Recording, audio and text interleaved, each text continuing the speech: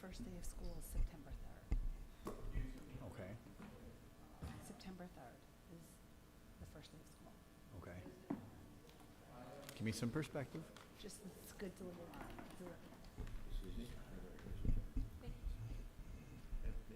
Oh, I'm good, thank you, then. Unless you're trying to tell me something.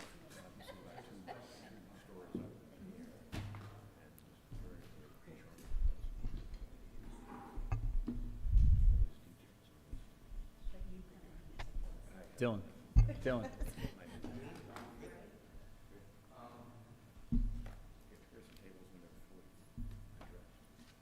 They're so pretty.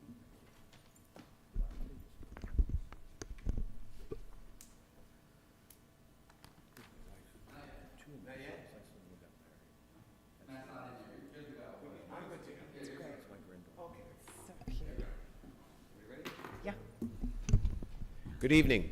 This is the Ridgewood Village Council Public Workshop. The date is June 26, 2024. The time is 7:37 p.m.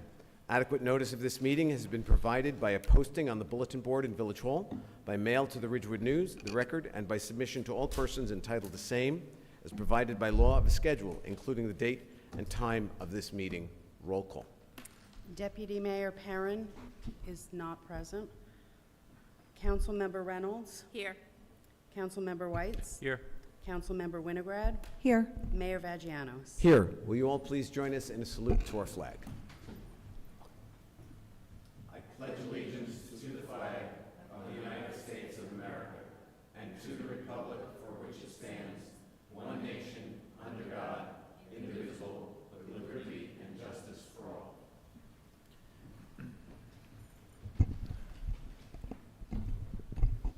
And we have a presentation on traffic control. I see a couple of guys who are probably going to make that presentation. Fellas, you want to come upstairs? So Mayor, if I may, we have had a number of conversations both at the staff level, and I know it's come up at the CSAC meeting, had multiple conversations with Councilmember Reynolds on this issue, but we wanted to bring in Captain Ender, Sergeant Torino, and our village engineer, Chris Rudeshauser. So gentlemen, if you'll come forward to talk about and provide a status report to the village council on what steps are being investigated, looked into, or taken relative to Oak Street and Glen Avenue intersection and the North Maple Avenue and Mulberry Place intersection. So with that, Captain Ender, we can start with you. I know Sergeant Torino has some things to share as well. Is that working? Yeah, we've been looking into the issue, and there's been several different ideas of what to Excuse do me, with it. could you speak into the mic just so that the people at home can hear? You gotta By be the like way- obnoxiously close Yeah. to it, yeah. Yes, it's true. Good evening, everybody. Thanks Good for evening. coming tonight. So Sergeant Torino's going to go over the numbers, but traffic accidents have increased. I believe 2023, we had 11 traffic accidents at the intersection of Oak and Glen. This year alone, we've had 7. There's several different ideas that were brought up by the Citizen Safety Advisory Committee in conjunction with the Engineering Department, Traffic Division, and working with the county. So Officer Torino's going to go over, actually, Chris will probably go over some of the different ideas that we've had to deal with this problem, and obviously several complaints from the residents about this dangerous intersection that we've been analyzing over the past year or so. So that being said, do you have specific how do you want to do this? You want specific questions or? I'd be happy to give some background to the council on the interchange. Good evening, Mayor and Council. Good evening, Chris. The interchange of Oak and Glen is kind of a challenge. It is a traffic signal owned and operated by the village on a county road. We have another signal immediately to the east of that at Glen and Maple that is fully owned by Bergen County. I've been in touch for the last 6 months with the Bergen County Engineering Division discussing this.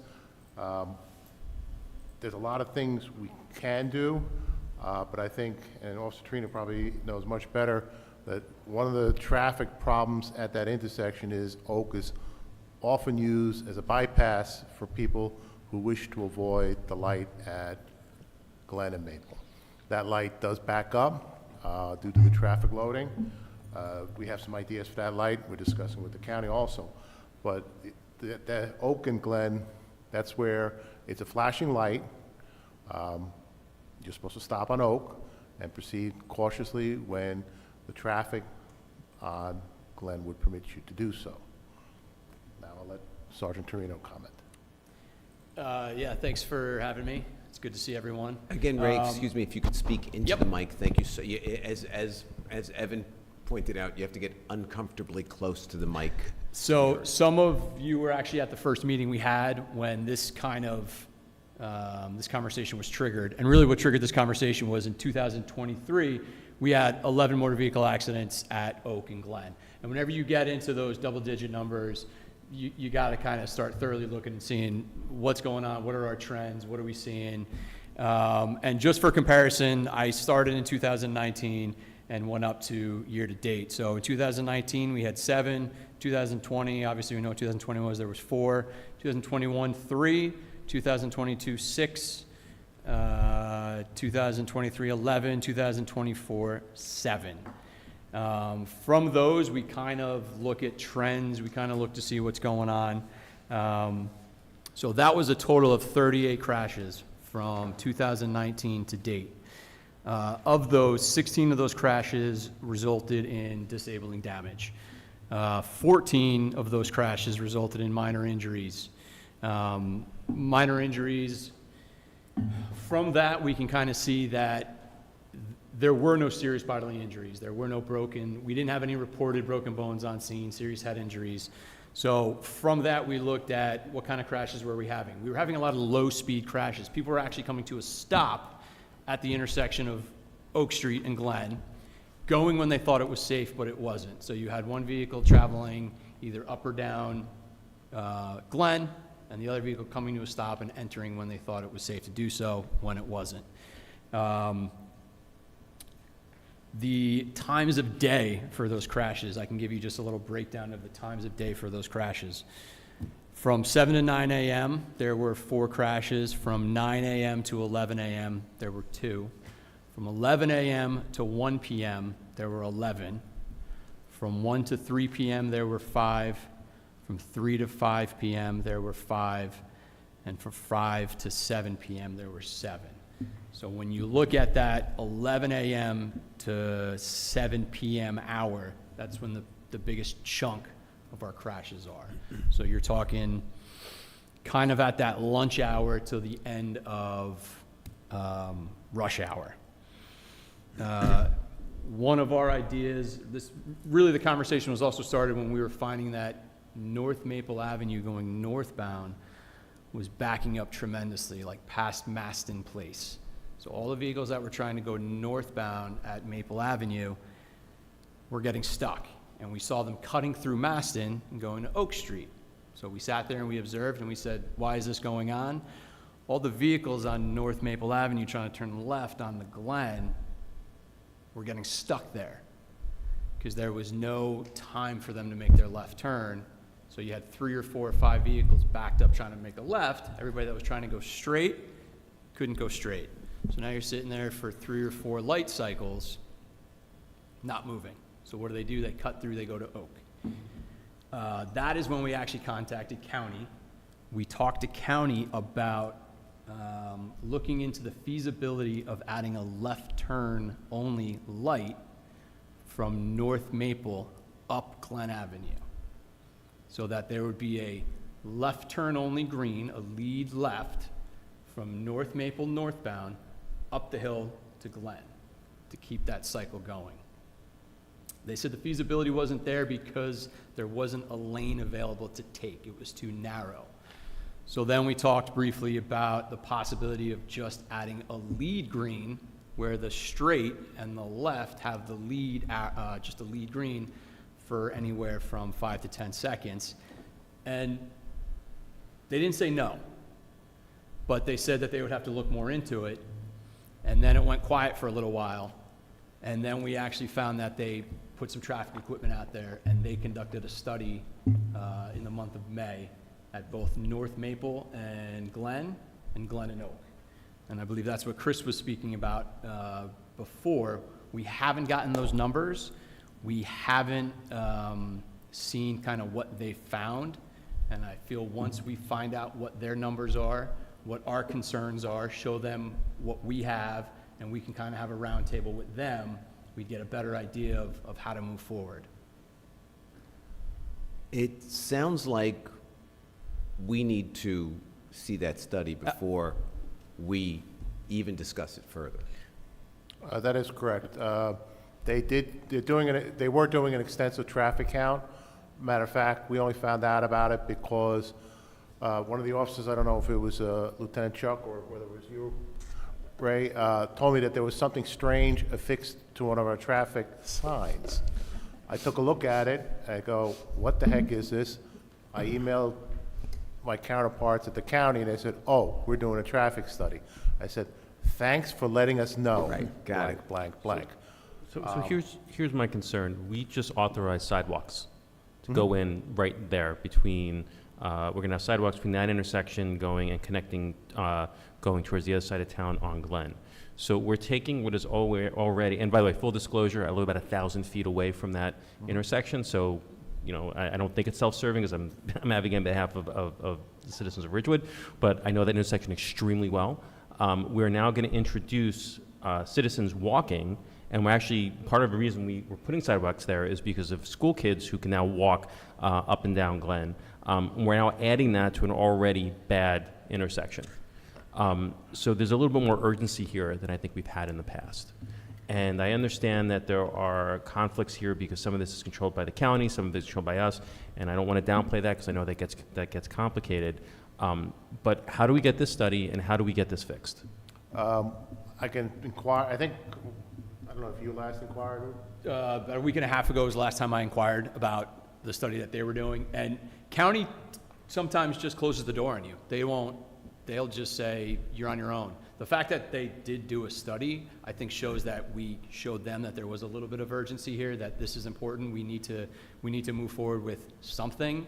So the fact that they did bring out their own equipment, do a traffic study, I think is a huge positive. So along those lines, the mayor and I have a meeting with the county about Glen Avenue scheduled for July 2nd. I think Chris is involved in that meeting as well. So we can ask the county administrator at that point to get us a status report and ask that once it's completed that it be shared with the village. So I would ask for that, and again, I do think we need a sense of urgency here because of those new sidewalks coming in. I'd also ask then that we put this back on the agenda shortly after July 2nd, because I want to have this conversation in public. And do we have Plan B? In other words, if the county is not going to take action, are there things we can do in the interim? And again, I'm not going to pretend to be an expert on this. I'm far from it. But I know there's been discussion in the past about making Oak a one-way, a right turn only, or something similar when you're going north on Oak. I'm looking for ideas to potentially make this safer for the kids that we're about to now invite to walk along the new sidewalks we're about to build on, again, what is arguably one of the worst intersections in town. And I want a sense of urgency with the county, and I want a Plan B if we can't get the county to move on this. So through you, Mayor, to Ray, not that we are going to make any decisions tonight, nor are you as a police department or the engineering department prepared to make those recommendations without this additional data from the county. But can you just very quickly take us through what some of the possibilities are that are under consideration contingent upon the results of the county study? Some of the ideas we can do, again, they have traffic safety benefits, but they will be very unpopular. One of those is right turn only, southbound Oak Street approaching Glen, northbound Oak Street approaching Glen, no left turns. I think a lot of the accidents, and Sergeant Torino knows better than I do, are when vehicles are entering the intersection, primarily doing a left turn, and they misjudge their time, and they misjudge the approaching vehicles. Right turns only can eliminate a lot of those concerns, but all the people who like to use those streets, either southbound from Bryden Place to Glen, are going to be disappointed if they can think they can shoot straight across the intersection if we make a right turn only. But that is one option that can be considered. It limits the traffic movements to just one direction. I mean, I'd be interested to hear more about that after we get the county study back. You know, I understand it might disappoint some folks that were looking to cut the light, I feel for them, but the safety factor to me is more important. And again, this is purely anecdotal, just somebody who drives to the intersection all the time.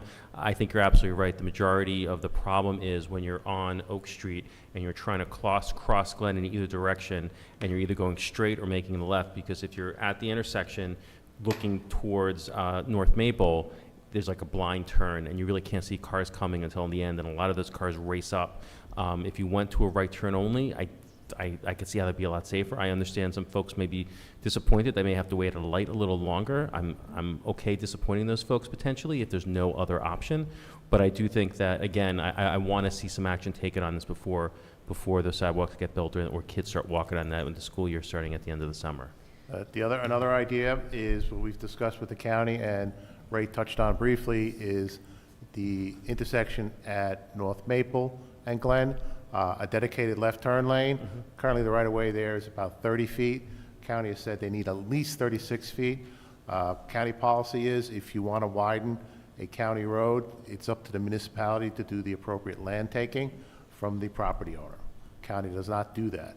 So that corner house at the southwest corner of the intersection would lose a piece of the front lawn.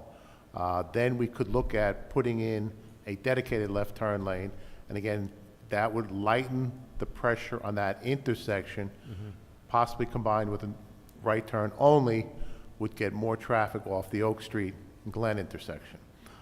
Another option, a very expensive option, is if we make that a fully signalized intersection. That'll be a challenge because we would definitely want to coordinate its operation and function with the light at Glen and North Maple. A signalized intersection, a fully signalized intersection here, probably running $200,000 to $300,000 range. And that's kind of a swag on that. Okay. Other options have been make Oak Street one way in one direction. Which one is the optimum direction? Well, the portion of Oak Street, unfortunately, where you live, Councilman. So they may not be popular because that's one thing that would definitely affect you and your family. But it can keep, if we made it southbound only, prohibiting any northbound cars from Oak Street crossing or any cars turning from Glen, making a right or a left turn to go north in that section of Oak Street. That is also a relatively easy fix, just requires an ordinance. We would submit it to the county to seek their concurrence, again, in the interest of working together with them. That's, again, another option. But if we were to go that route, definitely want to survey the neighborhood, solicit their feedback, as we do in any time we're looking at making a parking change or a traffic ordinance change. I would think making Oak Street one way would be pretty radical. To me, the easier thing to do would be to just have a right turn only when you come to that intersection of Oak and Glen, because that, again, that gets rid of the issue of having to cross over Busy Glen or make a left-hand turn over Busy Glen where you can't see anything on the, going on in the eastern direction. But either way, like I said, I'm not the expert on this stuff. I just live there, right? But what I am trying to get at, though, again, is I do want to see us take some action before the end of the summer. So, Keith, I would ask that we put this back on the agenda sometime before the end of the summer, preferably in July, and have some real hard and fast, this is what we propose, this is what it's going to cost, this is what it's going to take to get this done, and this is what we recommend. The one thing I just don't think we should do is just do nothing. Right, so I would recommend that we put this on the August work session, only because we only have one work session in the month of July, and it's July 10th. I just don't know that the team is going to have enough time to analyze that data and come up with solid recommendations with cost estimates, but we can certainly put it on the August work session. Could I just add a couple things? So first of all, thank you. It's super dangerous. I grew up in Ridgewood, and my first job through high school and college was at Sicilian Sun. I was definitely a cutter througher, and my first accident was at that traffic light, to which the police were very nice to my tearful, accident calling my father. I think the county is the best way to go. I think the lead and the left-hand turn are the best ways to go because it mitigates the Oak and the Glen, but it also deals with that enormous traffic situation that we have at Maple. So, I think we should put it back on when we have more information from the county, and I wish you the best of luck in getting that. The one thing that I want to say about the right-hand turn, and I'm a big fan of no left-hand turns, is A disproportionate amount of our school population goes on the west side is in Willard, and that is because we only have so many east to west ways. If you do that, you're going to be funneling more traffic through Garber Square, because there's no way for those kids to get back home, and you have to think about the Willard kids, and, you know, the teenagers, you know, not teenage shame driving them. I have 2 of them. You know, that's an issue there, because kids need to get to work and get to school, and it's just going to circumvent the whole situation because they have to get back up to Willard. And if they don't use Glen, they're going to go through town, and that has its issues as well. So those are the only things I want to tell you my story. Good luck with the county. I think we should push them, and I just think the technology of the light and the lead, I live near Prospect and Maple, and that lead has really calmed it there in a way that, like, my family talks about, and we don't talk about traffic that much, so that's the best solution. So through you, Mayor, Eileen, if we could add this to the August work session. And then Sergeant Torino, if we can just quickly address North Maple Avenue and Mulberry, where in discussions that we had previously, I think at this point the police department has assessed this, and maybe the urgency is not quite there, certainly not as concerning as Glen and Oak.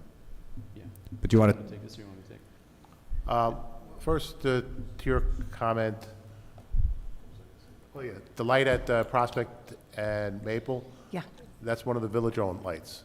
great job. And the reason I harp on that is, when we own the light, we have tremendous flexibility in changing the timing, putting lead cycles on, and so forth.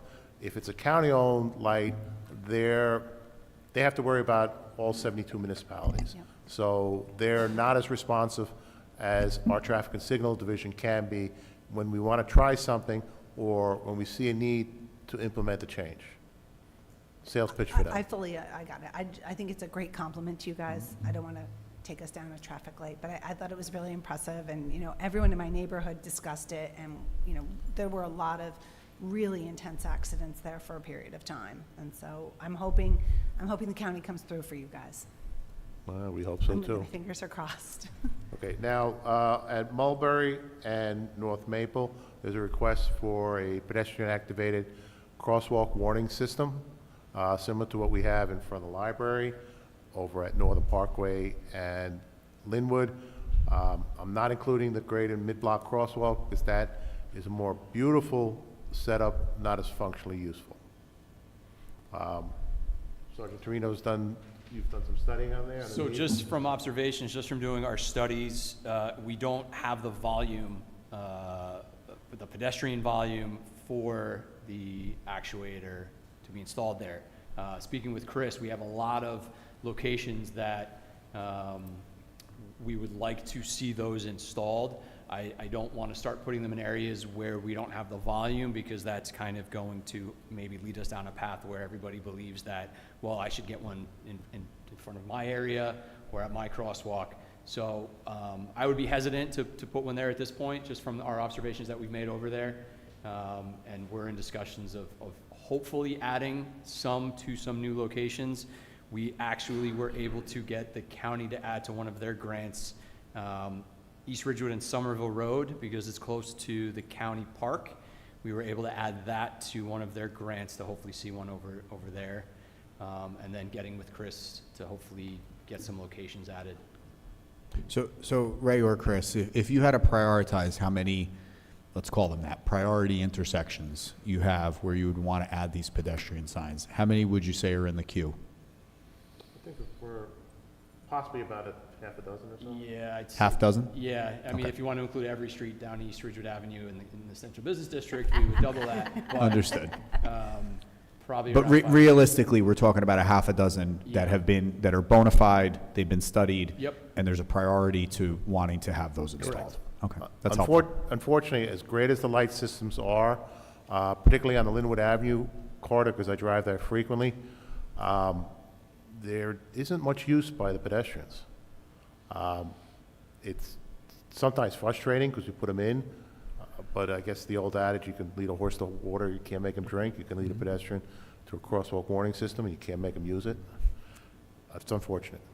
Is there anything that we could do there? And again, I hear what you're saying, and it makes all the sense in the world. I am a little concerned that with the new construction of those houses or those apartments in Hohokus, we're going to see more traffic along there, but understand when that happens, obviously we'll revisit. But is there something with striping, anything we can do there short of putting in that system that could give some of the citizens, especially those that live on Mulberry, some comfort? Because if you're on that little sort of island of land, and it's Mulberry, and there's another street there's only sidewalks. You have to cross over North Maple to get to the sidewalk that will take you into town. And I know I've heard some complaints for them in the past. Is there anything we can do in that property? I know, Chris, last year you put one of those movable, pedestrian things there. It's been great. Oh, the in-street warning sign? Yeah. Is there anything more we can do in terms of better signaling? Anything that can be done at that intersection? We can ask the county is planning on resurfacing North Maple in that area in 2025. We can ask them if the village can install some striping to see how it performs.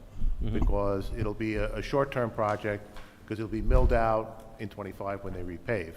And as we have done elsewhere in the village, if it is successful, we can have it permanently installed once the road is resurfaced. That's something we can consider, Ray and I will see what we can come up with for that. And then we'll approach the county, again, seeking their concurrence. We could bring back Kevin. What? The turkey? He really stopped traffic. Oh, the Do you know who turkey. that is? Kevin's the turkey, Chris, who caused He a had his own massive Facebook page. traffic jam He had a there. Facebook page. There's the turkey that slowed traffic down in that area. Yeah, that was Oh, the it's intersection. His name is traffic deterrent. Kevin. I was more concerned about the turkey over by William Street. That was the mean one, so. Ray, quick question. Is one of the intersections that is on a high priority, is it the intersection of East Ridgewood and South Irving? Yes. Okay, great. And then we didn't have police presence at the CSAC meeting the other night, and there was actually a resident who wasn't there. They sent an email to the chairman. He added 2 intersections that he would like to see these at, but they're both in the CBD. I think it was, let's see, where are we?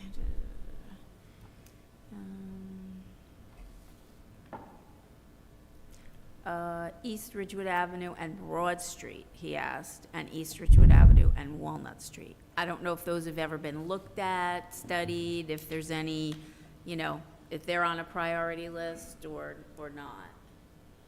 The CBD, the one in the CBD that we've talked about previously was Franklin Avenue and Chestnut, because there's that one intersection there by that new housing. All down East Ridgewood Avenue would be nice to have down East Ridgewood Avenue. I think the people would enjoy seeing it, but would they use it? I don't know.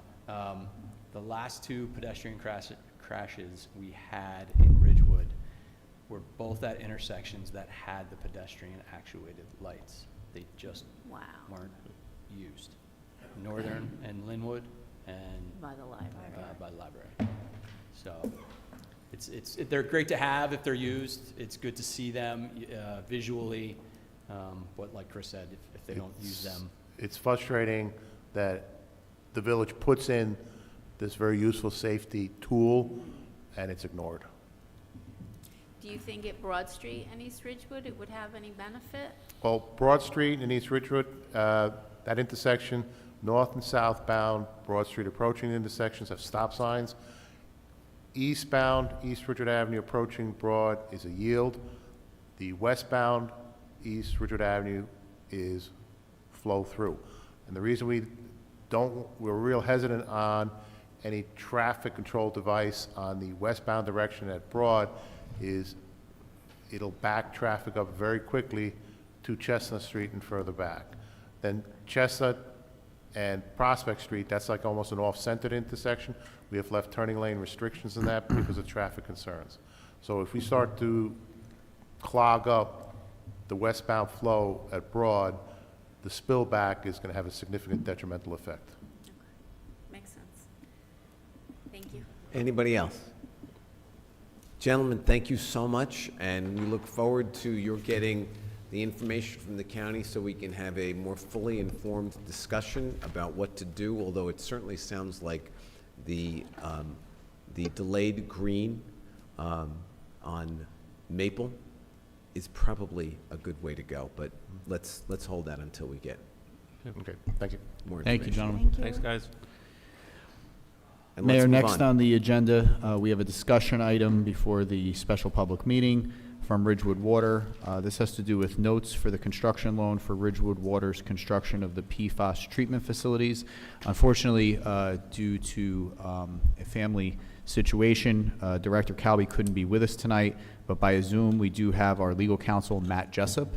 So Matt is going to brief the council on what is being considered tonight and answer any questions that the council may have. So Dylan, if we could let Matt in to the meeting, please. Matt, you're on mute. Good evening, Mayor, council members. How are you? Good evening, Matt. We are well. Thanks for joining us. Good, absolutely. It's good to be here, or there, or both, I guess. So I think when Keith was talking, I was being transitioned over into a panelist, so I didn't quite hear everything, but I presume I can just jump right in? Jump Yes. right in. Okay, great. So as you all know, Ridgewood Water is undertaking a project that consists of the construction of 4 new treatment plants, Wharton Dyke, Prospect, Ames, and Cedar Hill. And Ridgewood Water is undertaking the construction of those 4 treatment plants in order to treat PFOA and PFAS, as we call it. The total project for all 4 treatment plants is expected to cost $42 million. The Village Council, as you know, adopted a bond ordinance in February of 2023, approving $42 million to fund the project. All of this is going to be funded through the New Jersey Infrastructure Bank, which is a low-interest loan program that works in 2 steps. First, once we award a contract for a project, they provide us with construction loan financing at a very low interest rate. It's variable, but it's right now about 0.5% per year. If you went out and sold notes in the market on your own, you would pay about 4 to 4.5% per year. So a dramatic savings by using the NJIB through their construction note program to short-term finance the cost of this project. Once the project is complete, then you issue long-term bonds through the NJIB's long-term funding program. Your interest rate there generally is 50% at 0% interest and 50% at the AAA bond interest rate at that time. So once these projects are complete and the iBank goes to sell bonds, if they sell their AAA bonds at 3%, we're effectively financing the cost of this project over 30 years at a 1.5% interest rate, which you cannot beat, in any circumstance. So we are financing these 4 treatment plants through that NJIB financing program. We're also undertaking the project in 4 distinct phases, 1 for each treatment plant being constructed. So again, as you all know, last year, the village awarded a contract for the construction of the Prospect treatment plant, and the village closed on a short-term loan with the NJIB in the amount of about $10.77 million to fund construction of that treatment plant. Earlier this year, the village awarded a contract for construction of the Ames treatment plant, and the village is poised to close a short-term loan with the NJIB in the amount of about $11.3 million to fund construction of that treatment plant. And we expect this process to then repeat itself 2 more times once the 3rd and 4th treatment plants move forward with construction contracts.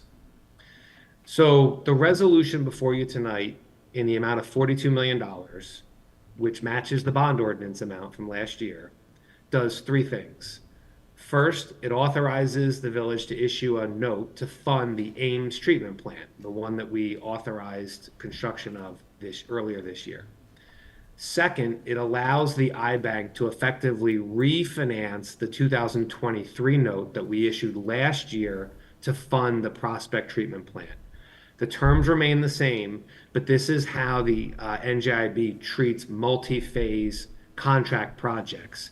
They basically, you issue a note for phase 1, you hand that note in and issue a new combined note for phase 2, then we'll hand that note in and issue a 3rd note that's the aggregate of all 3 for phase 3, and we'll do it again for phase 4. So we are not increasing the amount we are borrowing. We are simply each time replacing the prior note with a new note in the combined amount of all 2, then 3, then 4 projects. And then third, sort of following along, this resolution also will authorize the village at the appropriate time to issue those 2 more notes to fund phases 3 and phases 4, and at the same time refinance phases 1 and 2, and refinance phases 1, 2, and 3. Once the project is construction complete, then we'll be back before the council to seek approval to issue the long-term bonds to pay for these projects over the next 30 years through that 50/50, 0% AAA rate bond program that I described earlier. So this resolution allows us to move forward short-term on all of the projects after you've already authorized them by bond ordinance last year, and subsequent action of the governing body will allow us to long-term finance once these projects are complete. And with that, I would turn it back to the mayor and council for any questions. Questions? Nope. Well done. Well, good? makes a lot of sense. Yep. Matt, great job. Nobody had a question. Everybody, either everybody understood it or nobody understood anything. So, Well, I were better, yeah, either way, all good. Appreciate it. but we think we're good. Thank you so much for showing up. Appreciate it. Absolutely. Happy Have a to. good You evening. got it. And so with that, let's go to public comment.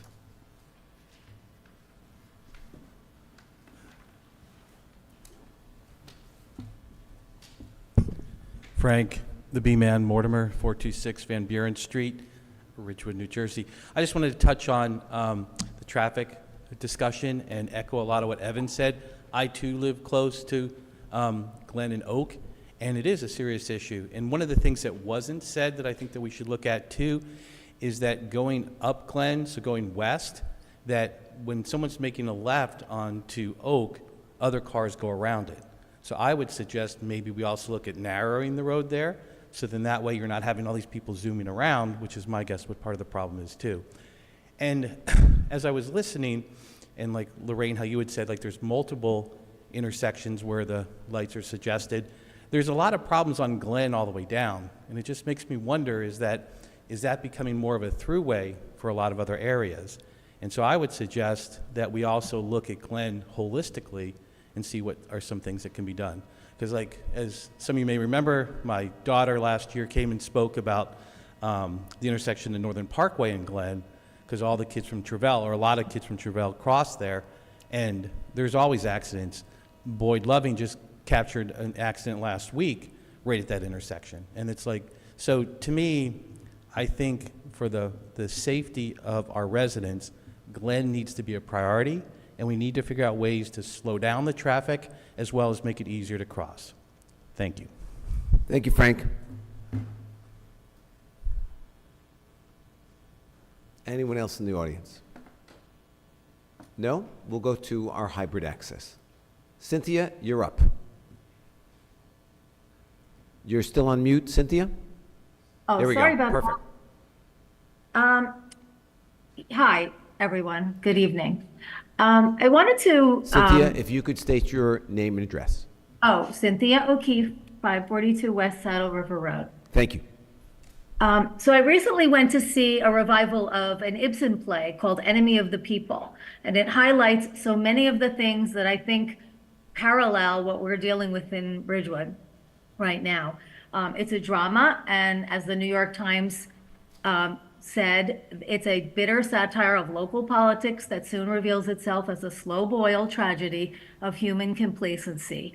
And it tells the story of two brothers with prominent positions living and working in a small Norwegian town, and they find themselves at odds due to an ethical and moral dilemma when it's discovered that the thermal baths, which are a boon to the local economy, may contain chemicals and pathogens. So the doctor, of course, wishes to reveal this information immediately and alert the public, but the mayor, no relation, to you, Mr. Vagianos, but the mayor in this play sees this as a grave mistake because this news will only seek to destroy the town's economy. Now, the story seeks to shine the light on how a community may or may not be led by misguided people who are swayed by special interests or people, leveraging their influence. So this can turn against residents who challenge the status quo. even when it is for all the right reasons. So what I wanted to say was, I really feel like this drama really raised a lot of questions, not only about democracy, the majority rule, and the ramifications that making bad decisions may present when choosing, to cover up facts or the truth. And I relate that to the artificial turf considerations. And I really hope that, you're looking at this as a holistic approach. I know Shaban was going to go to a university to take a look at turf. I really think we need to explore other options like organic grass fields and move in the direction of more sustainability because, we're going in the wrong direction as far as I'm concerned. So when I look at the parallels of this play to what we're dealing with, we've got neighbors with private wells. We're talking about decimating a property, removing all the trees, putting down plastic grass. It's just a recipe for disaster. And I feel like the majority rule in this case, where the village council is concerned, has chosen to ignore the warnings of medical professionals about the dangers of PFAS chemicals in turf. And you're seeking to further compromise not only the private well residents, we're only a stone's throw from Shedler, as you know, but as I've said many times, your role is to safeguard and protect the residents. And I want to know how you're doing that. If you're choosing to go down a path where artificial turf is still a consideration after everything we've told you and all the people who've written in to talk about the toxic effects. That's all I wanted to say. Thank you. Thank you so much, Cynthia. Denise, you're up. Denise Lima, 319 East Glen Ave. Good evening, everybody. Two things just quickly on the traffic. So I live on East Glen, and I reported probably 2 years ago or so the issues with everybody speeding. I think Frank's right. People are flying down Maple Ave, Glen Ave, from north down to the Route 17 corridor. They're anxious to get to work. There's only the one light there, and then it's a flat to 17. There's nothing else stopping them. There's only 2 speed limit signs, and one is right on top of the school. So they really have no idea that it's only 25. So they're trying to make the light. They're speeding down the hill, and they're gun-shotting out to Route 17. We can barely get out of our driveway because people are flying down the road. And also what they're doing is, before they make the left onto Maple, it's only one lane, but they're forcing 2 lanes to stack up to make that left, and they're actually stacking up over the double yellow into the oncoming traffic. So sometimes when I'm coming up, to East Glen, I'm almost hitting head on with traffic because they're side by side, and it's really only a one-way. So more things, that's just a really bad intersection. And my last thing is, it looks like the numbers have increased in the last 18 months. And it's roughly when we changed the one-way in the Hohokus train station. So I'm wondering how many of the accidents were Hohokus residents, and if there's more traffic in that circle there and cutting through because of the one-way. Okay, so that's just food for thought on traffic and my observations. The presentation just now about water, I think what I heard Matt say was, phase 1 is the principal. We get charged interest, great low interest. When phase 2 comes, it gets combined. So I'm wondering, is the phase 1 principal added, combined with the second phase, and now we're getting charged interest on phase 1 again in the combined? So I wasn't really clear. When it's getting combined, sounds like we're going to be getting charged principal again on the phase 1, which we already just paid for.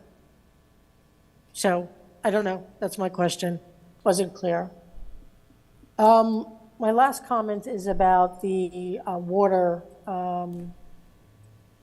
and the reservoir, and how all of a sudden we got into a situation where our water was down by 19 feet and caused an issue and communication. So great that we have the communications. I think that's working really great. But I don't understand who's monitoring and measuring our water supply that we didn't see this coming. I mean, we must know that temperatures are going to rise. What if they rise? What if people are abusing it? You know, everything is metered. We should see how much people are metering.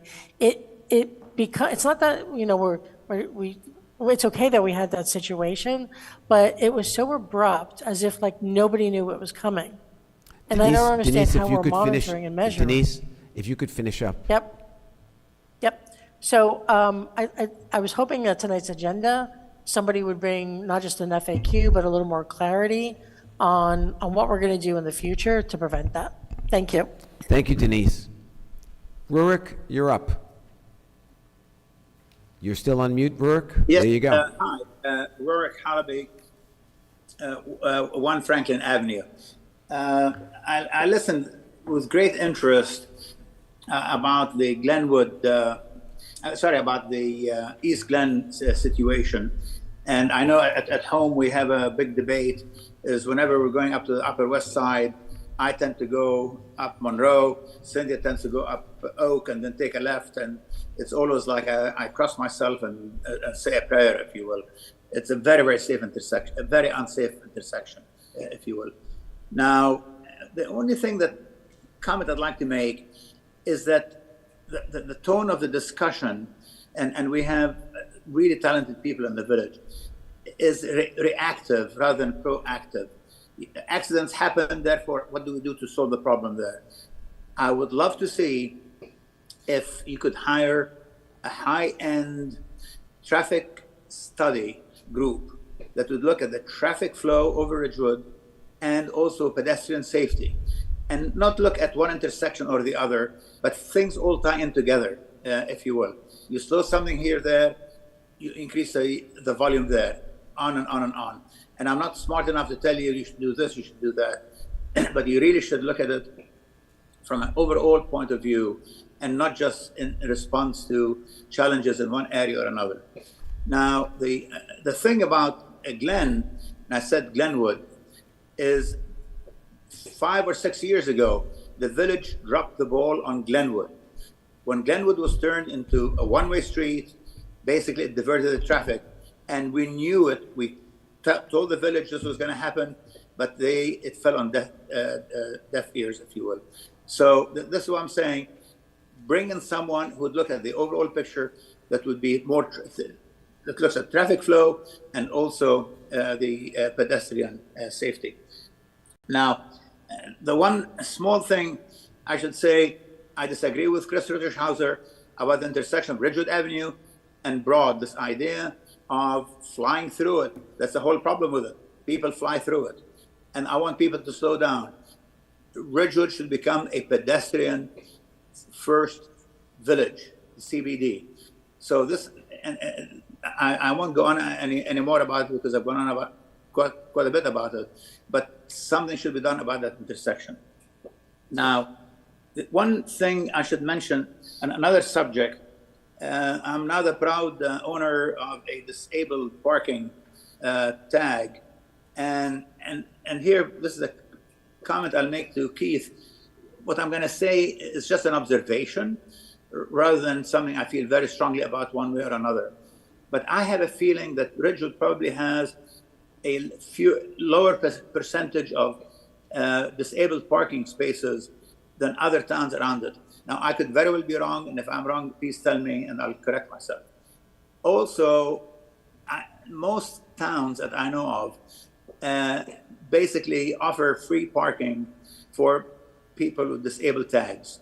And I'm not sure what the policy is in Ridgewood, if you will. So you may want to look into that. Rurik, if you could finish up, please. Yeah, one comment. If there is one village council that represents honesty, that represents looking at the interests of the public and the residents, it is this present village council, and I applaud you. So keep up the good work. Thank you. Thank you, Rurik. Anyone else? Seeing no one, I'm going to close public comment, and we will go on to our manager's report. Can I just say something? Oh, excuse me, beg your pardon. Forgive me. Yes, just wanna anybody want to correct- respond to anything? I want to correct one thing that Rorik said, that the village had turned Glenwood into a one-way. It was not the village. We tried so hard not to turn it into a one-way. It was New Jersey Transit, right? That it was beyond our control. We did not want it to be a one-way. We had no choice. New Jersey Transit has authority over us. So I just wanted to correct that. The Thank you. village lobbied extensively to prevent that from happening. Anybody else? And Keith, I gather in your manager's report, you're going to discuss the Water. water issue. As a matter of fact, we're going to start with that, so. There we go. So first off, I want to thank the residents of not only Ridgewood, but Glen Rock, Wyckoff, and Midland Park, the 4 towns that are serviced by Ridgewood Water, for their cooperation over the last 10 days in averting a Stage 3 water emergency. We had extensive heat last week.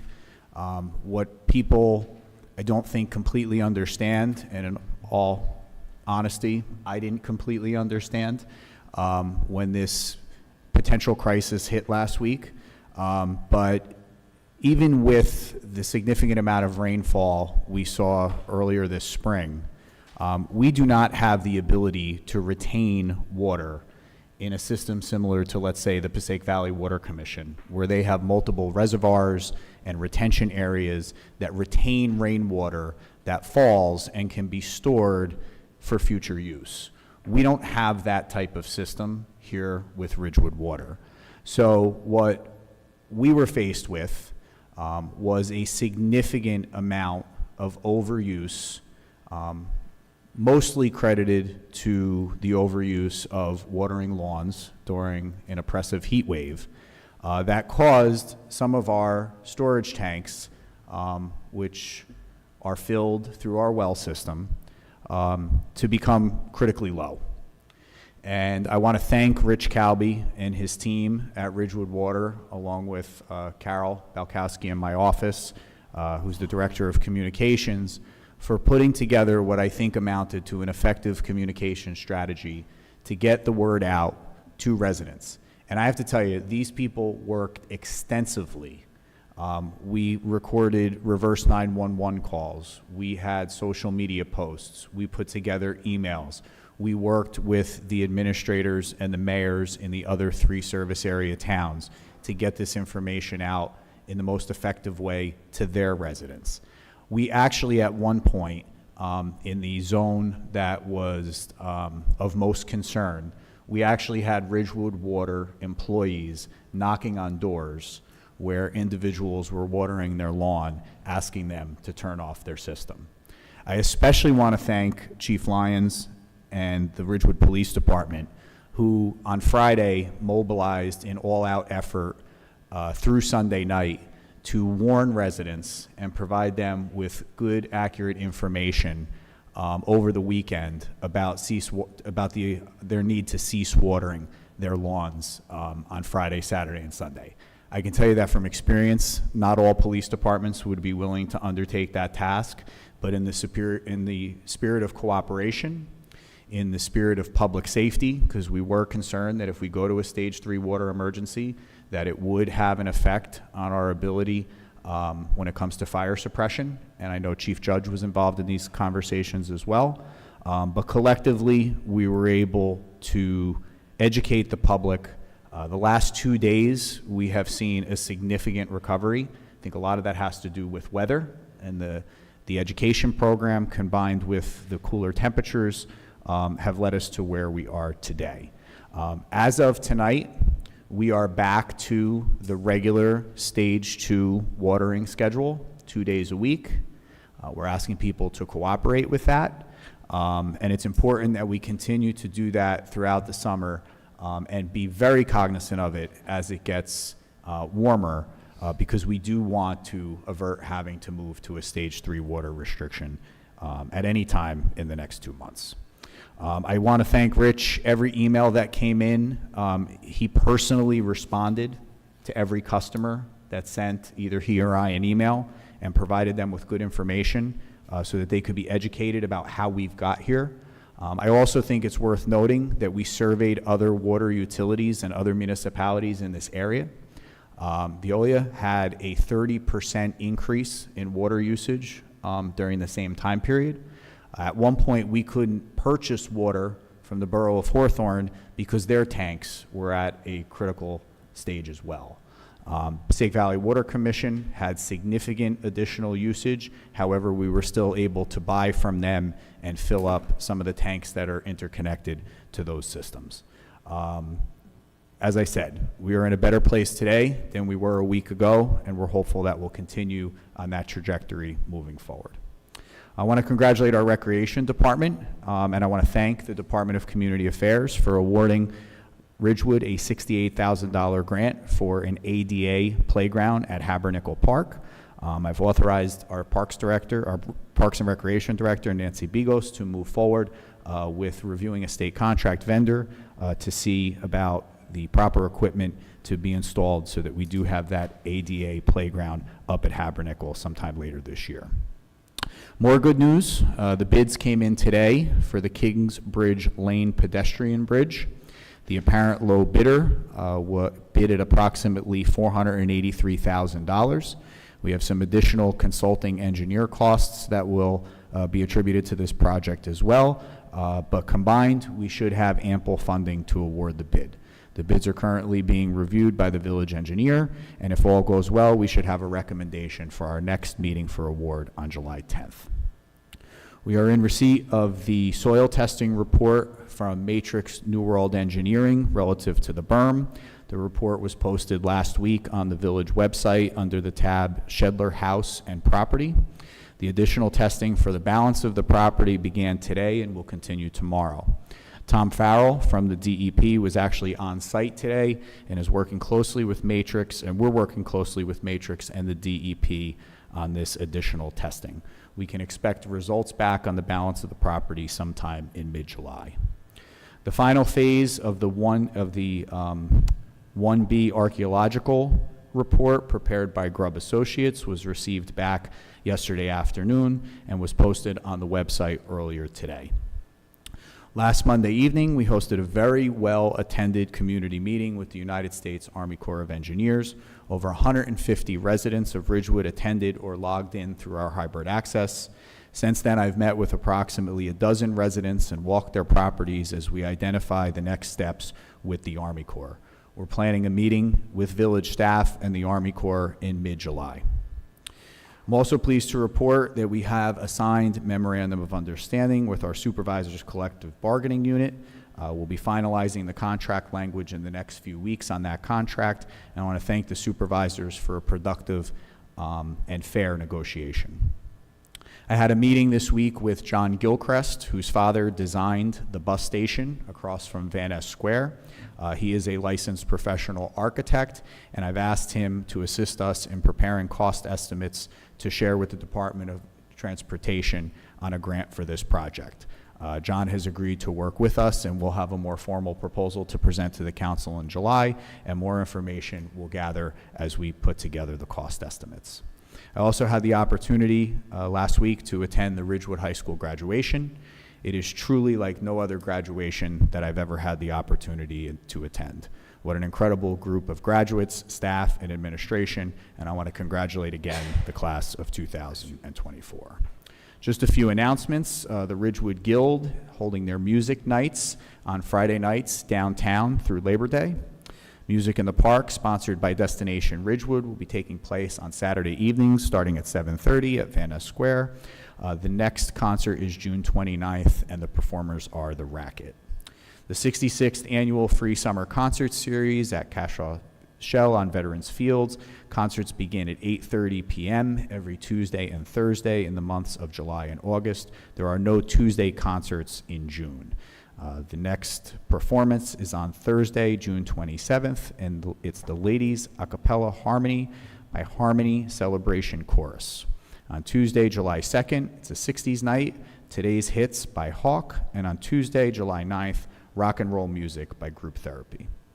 The Ridgewood Guild is sponsoring free movies in the park on Wednesday nights beginning at 9 o'clock in Van Ness Square.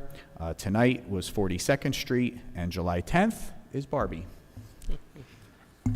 It's a council member Winograd favorite, so I still haven't seen it, but Ridgewood 4th of July celebration is coming up next Thursday. The flag raising will commence at the train station at 9 a.m. The parade begins at 10. Fireworks and entertainment on Veterans Field will begin at 6:30 p.m. And the fireworks will go off at approximately 9:15. Come enjoy this annual tradition here in the village. The Village of Ridgewood and all Ridgewood offices will be closed on Thursday, July 4th. The recycling center will also be closed. There will be no curbside bulk pickup refuse that week. The Ridgewood Chamber of Commerce presents the 24th Annual Ridgewood Farmers Market. They opened last Sunday, and they will be open on Sundays through October 29th from 8:30 to 2 p.m. at the New Jersey Transit train station parking lot on the west side. The Ridgewood Guild sponsors Art in the Park, taking place on the first Friday in July and August from 6 p.m. to 8 p.m. Grade and Pool is now open daily from 11 a.m. to 7 p.m., and those will be the hours for the entire season through Labor Day, September 2nd. And lastly, Village Council upcoming meetings. July 10th will be a work session. July 17th will be a public meeting. August 7th will be a work session. August 14th will be a public meeting.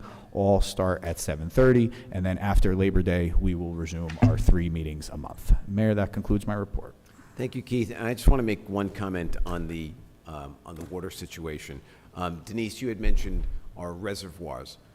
We are not a reservoir system. We are a groundwater system, which is why we can't store water. And somebody gave me this illustration that I thought was really something I could understand when we talk about could we not foresee this happening.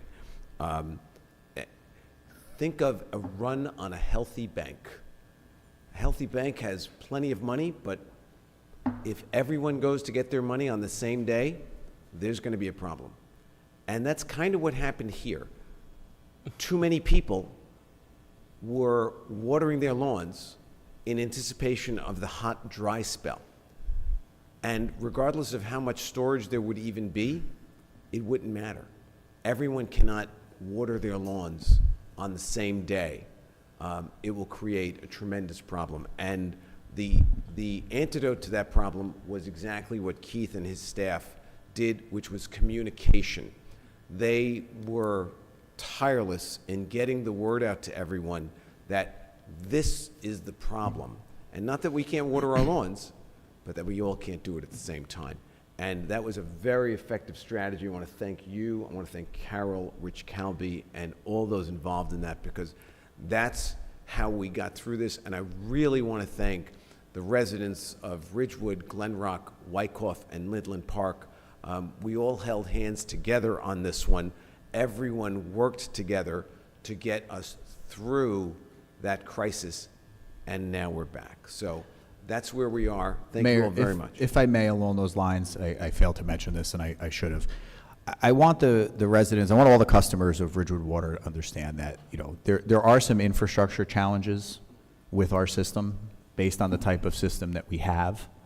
And under Rich Calby's direction, before the PFAS mandate came down from the DEP, there were efforts over at Ridgewood Water to come up with an infrastructure plan to address distribution in the system, which would benefit us in a situation like we've had over the last 10 days.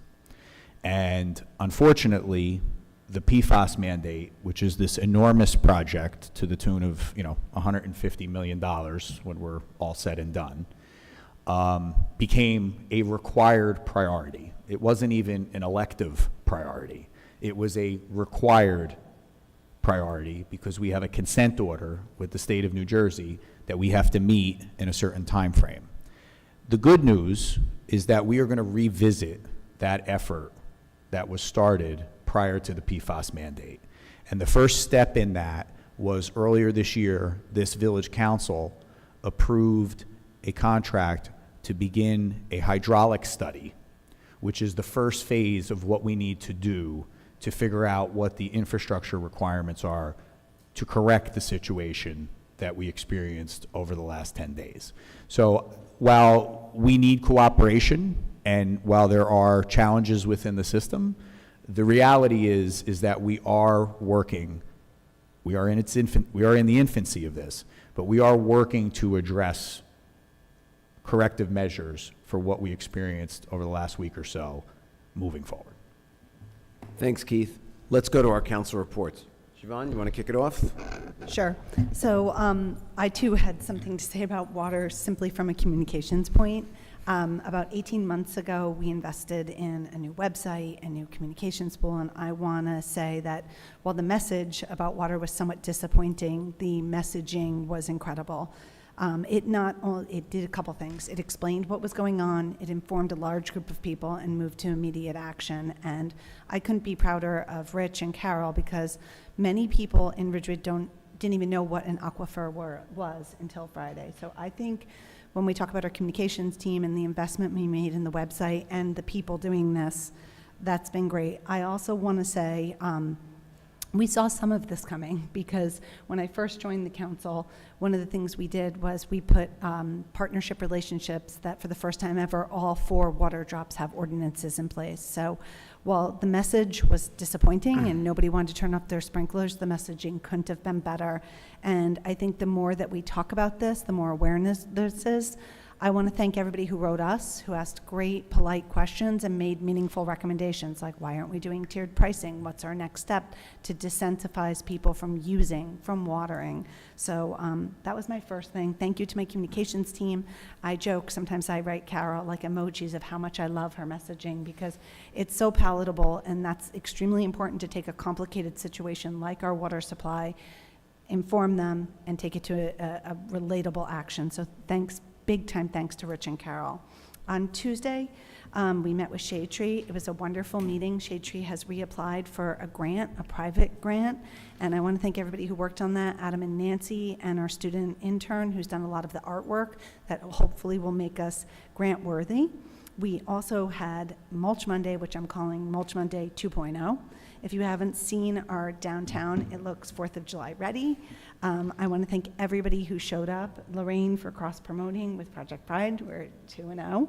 And I want to just loosely say, you're going to hear more about these tree wells, because Lorraine, Pam, and I, not all together, but in separate conversations, we do feel that the fines and the enforcement of this need to be revisited by this council.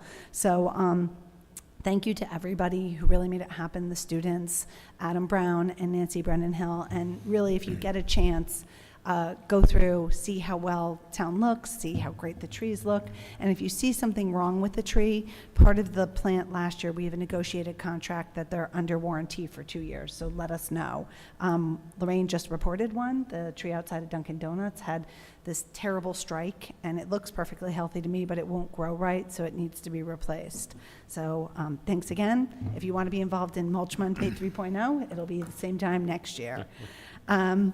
I also want to say that we had our meeting with Access on Friday, and today I'm going to talk about a couple things with Access. It was a wonderful meeting. I want to thank my Access committee, who probably will suspend meeting over the summer, but the most interesting thing is that at our last work session, when MJ Aguilar came and talked about creating a greater awareness, people watched it, and within our own Parks Department, Katie Fry called me and said, listen, there's been this longstanding idea of a beach wheelchair for Graydon.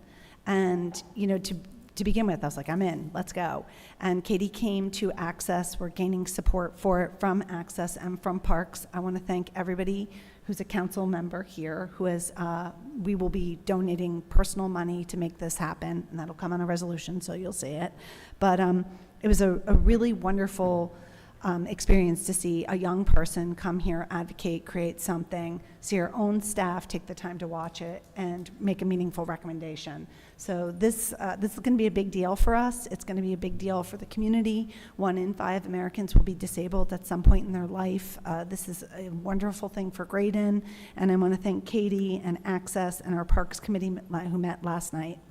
In addition to that, with Access, we've begun taking field trips, which is a great way to interact with the community. Today, Paul and Keith and I, along with many members of the Access Committee and our health department, went to meet with Joy Do, who is in the Bolger building on Chestnut Street. And they, like other programs, are deeply committed to finding work and employment, meaningful work and employment for those affected in the neurodivergent community. A disproportionate amount of their member population is nonverbal, but they have highlighted other talents. They're doing things like working for the IDF in terms of defense. They're reading mammograms and finding inconsistencies that radiologists are missing. They are looking for more partnership, more awareness, and I want to thank them for their time. I'm sure Paul's going to have a lot to say. It was extremely powerful, and for anybody who hasn't had the opportunity to go look at something like STEPS or Joy Do, you should go see it. It makes you very proud to live here, and it makes you very eager to support this population in terms of meaningful employment. I've said this before, but I'll say it again. Now that we have the housing, which is such a welcome benefit for families who want to make sure their child is placed in safe, meaningful work comes second. So this is really wonderful. And they did take the time to tell us, they've asked kids like what they like about work. And they took a survey, and the kids, most of them are nonverbal, and they entered it in. And it wasn't money, it wasn't the office, it was the community and friends. And every time you go to work, you should think about that you're lucky that you work with people, and for me, that you have friendships here. And it was really a beautiful thing. So thank you to them, and we look forward to our next step with them. And then last night, we had one of my favorite meetings. We had our Parks and Recreation meeting up at Health Barn. Everybody paid in. We had a healthy dinner. We gardened.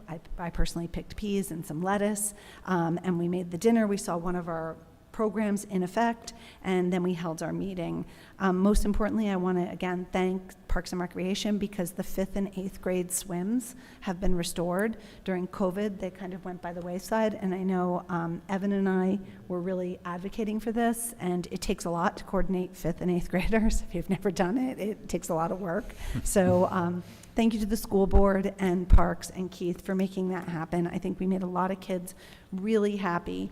And lastly, Liz Cloak has run through the community center, but through Parks and Rec, she's created beach towels, and they're running a fundraiser that's done really well. But we have remaining gray and maroon towels. So if you want to buy anybody a gift, now is the time to order your beach towel, and she will be popping up all over. And so watch out, because they're going to sell it quickly. If anybody would like to order them, you can order them through me, and I will get your order to Liz. I have 5 of those, by the way. They're really nice towels. So Thanks, Siobhan. That's it. Evan? Thanks so much. And by the way, I couldn't help but notice the analogy, Paul, that you gave about water in banking is actually called liquidity risk. I could not make that up if I tried. So I will be quick, even though it's been a busy couple of weeks. So first, I had the real pleasure of representing the council at the Eagle Scout ceremony. I want to congratulate Josh Fishkin, Reed Hammond, Jaewoo Jun, Robert McCabe, and Taj Patel. 5 really fine young men that did an amazing job making Eagle Scout. It was a wonderful ceremony with Eagle Scouts going back to, I believe, the oldest one had been made Eagle Scout in 1954. Really, really wonderful event. Also, been spending some time with the July 4th committee. Tara Masterson and her group of volunteers could not be doing more. They're working very closely with the village. It's going to be a wonderful July 4th parade, but again, an event in the evening. Again, want to just remind everyone that that is all completely funded by private money and all completely done by volunteers. Please think about donating money, but at the very least, please make sure you thank the volunteers that make this possible every year. They do an amazing, amazing job. Also, to echo Keith's comments, had the, again, privilege of attending the Ridgewood High School graduation. It, too, was my first Ridgewood High School graduation. Hopefully won't be my last, as I have 2 kids that will hopefully graduate from Ridgewood High School someday. But I think the entire staff did a wonderful job with some really tough weather conditions. The graduates, of course, and their parents were not to be dissuaded from having a great time. Really wonderful day, wonderful event, and really just makes you proud to live in this really wonderful town. Met with the Ridgewood Arts Council and the Guild. We're looking to partner up the 2 groups together. For the Guild, we're free labor, which is great. They're a wonderful organization. I think we're going to take most of the rest of the summer off, but we've got about a half a dozen things already planned for the season starting after Labor Day. Really amazing to see the RAC come alive after kind of taking a bit of a hiatus during COVID. We're really excited about like I said, about half a dozen things that I'll be sure to bring up as well as we get closer to the fall. Also want to thank Keith and his and the staff at the Bergen County Dispatch. I got a tour of the Bergen County Dispatch a couple weeks ago. One of those things that is hiding in plain sight, but to be able to see so many of the folks that keep us safe and don't really get maybe the credit they deserve was really eye-opening and really, really wonderful for me. Finally, also want to echo something that Siobhan said. Both Siobhan and I really had been leaning in heavily to open up Graydon again to some of the end-of-the-year parties for the elementary school kids. I personally was sort of offended that we're sending our kids to like Paramus to celebrate their graduation from like a Ridgewood school. Really want to thank Nancy Bigos. Keith, I know you had a hand in this, in getting the staff to make sure that it was both safe and available for our kids. Again, you know, Graydon is one of the centerpieces of Ridgewood, and was really happy that we were able to make that happen for the kids and all the advocates at the school that wanted that back. With that, like I said, it was a busy week, but a pretty productive couple of weeks. Wait, Thanks. I have to tell Evan this. So last night at Parks and Rec, we get like mailings and we enter things in this correspondence, and the HSA rep from Willard, which is your school, wrote a lovely, beautiful handwritten note and mailed great. it to us. And I thought that was so great. And it was, you know, clearly took time. Very few people write a letter. So we had that and we entered it into the record last night. And I was like, oh, I got to tell Evan about this. Forgot. That's neat. That's great. Great. Thanks, Ed. Lorraine? Thank you. CSAC met last Thursday, June 20th. The bids for the rehabilitation of the Kingsbridge Lane footbridge were due in today, so hopefully we got lots of bids. Engineering will be going over the bids and recommending who to award the contract to. West Saddle River Road paving is a high priority for this year's list. The corners of these streets need to be handicap accessible, so they will be done first, and then the road will be paved. Second notices have been sent out to corner homes who were not in compliance with a site triangle. 12 additional properties have come into compliance over the last month, so that's great. Thank you to all of those residents who took care of your corner properties and trimmed your hedges and made them easier for people to see. West Glen Avenue sidewalks, the village engineer has a meeting with the county to hammer out some details. We're still hoping West Glen sidewalks will be done this year. Is that still the hope, or? That's the hope. That's the hope, okay. But the village engineer is reviewing plans for the sidewalks on Clinton Avenue and the proposed storm drain along Godwin Avenue. The plan calls for a 24-foot road with curbs on both sides, sidewalks only on the west side. This will be done this summer before the kids return to school, correct? Okay. It's a lot of pressure down here, Lorraine. East Glen Avenue. The look. I know that look. You've Okay. seen that before. We talked about East Glen and Oak intersection. Letters have been sent out to residents of Overbrook Road to gather information on possible changes to parking regulations. Currently, on Overbrook, there's no parking on the north side at all, and no parking from 8 to 3 on the south side year-round.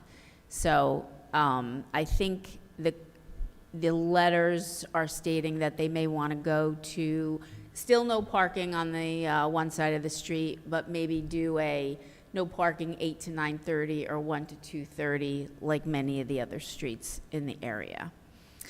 A vote was held at the end of the meeting. We elected our chairperson for the upcoming year.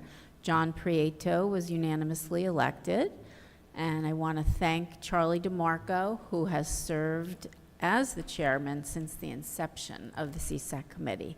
I believe that was 1999. So 25 years, Charlie, as chairman. You are the most knowledgeable person. You know, he's got a notebook this thick, and he literally has notes from every single meeting from day one. If we talk about something, he's like, I think we talked about that in 2010. Let me look. And he finds it. So thank you, Charlie. CSAC takes the summer off, and we will be meeting September 19th, or will be our next meeting. I just want to remind everybody that Cashaw Shell will have music. I mean, Keith mentioned it, every Tuesday and Thursday in July and August. There's no concert July 4th. Their last June concert will be tomorrow night.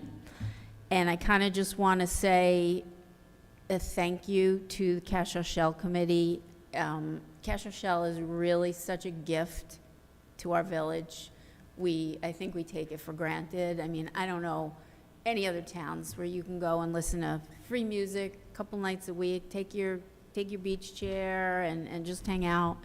It's great. The committee works very, very hard to raise money and book the bands, coordinate sound people and the village employees. I just want to say a little constructive criticism. You had a monthly newsletter. You mentioned music in the park. You neglected to mention Cash Shell, and I've gotten several people letting me know how upset they were. And forgive me, because as soon as it went out, I got calls about, well, what about the fashion show? What about Cash Shell?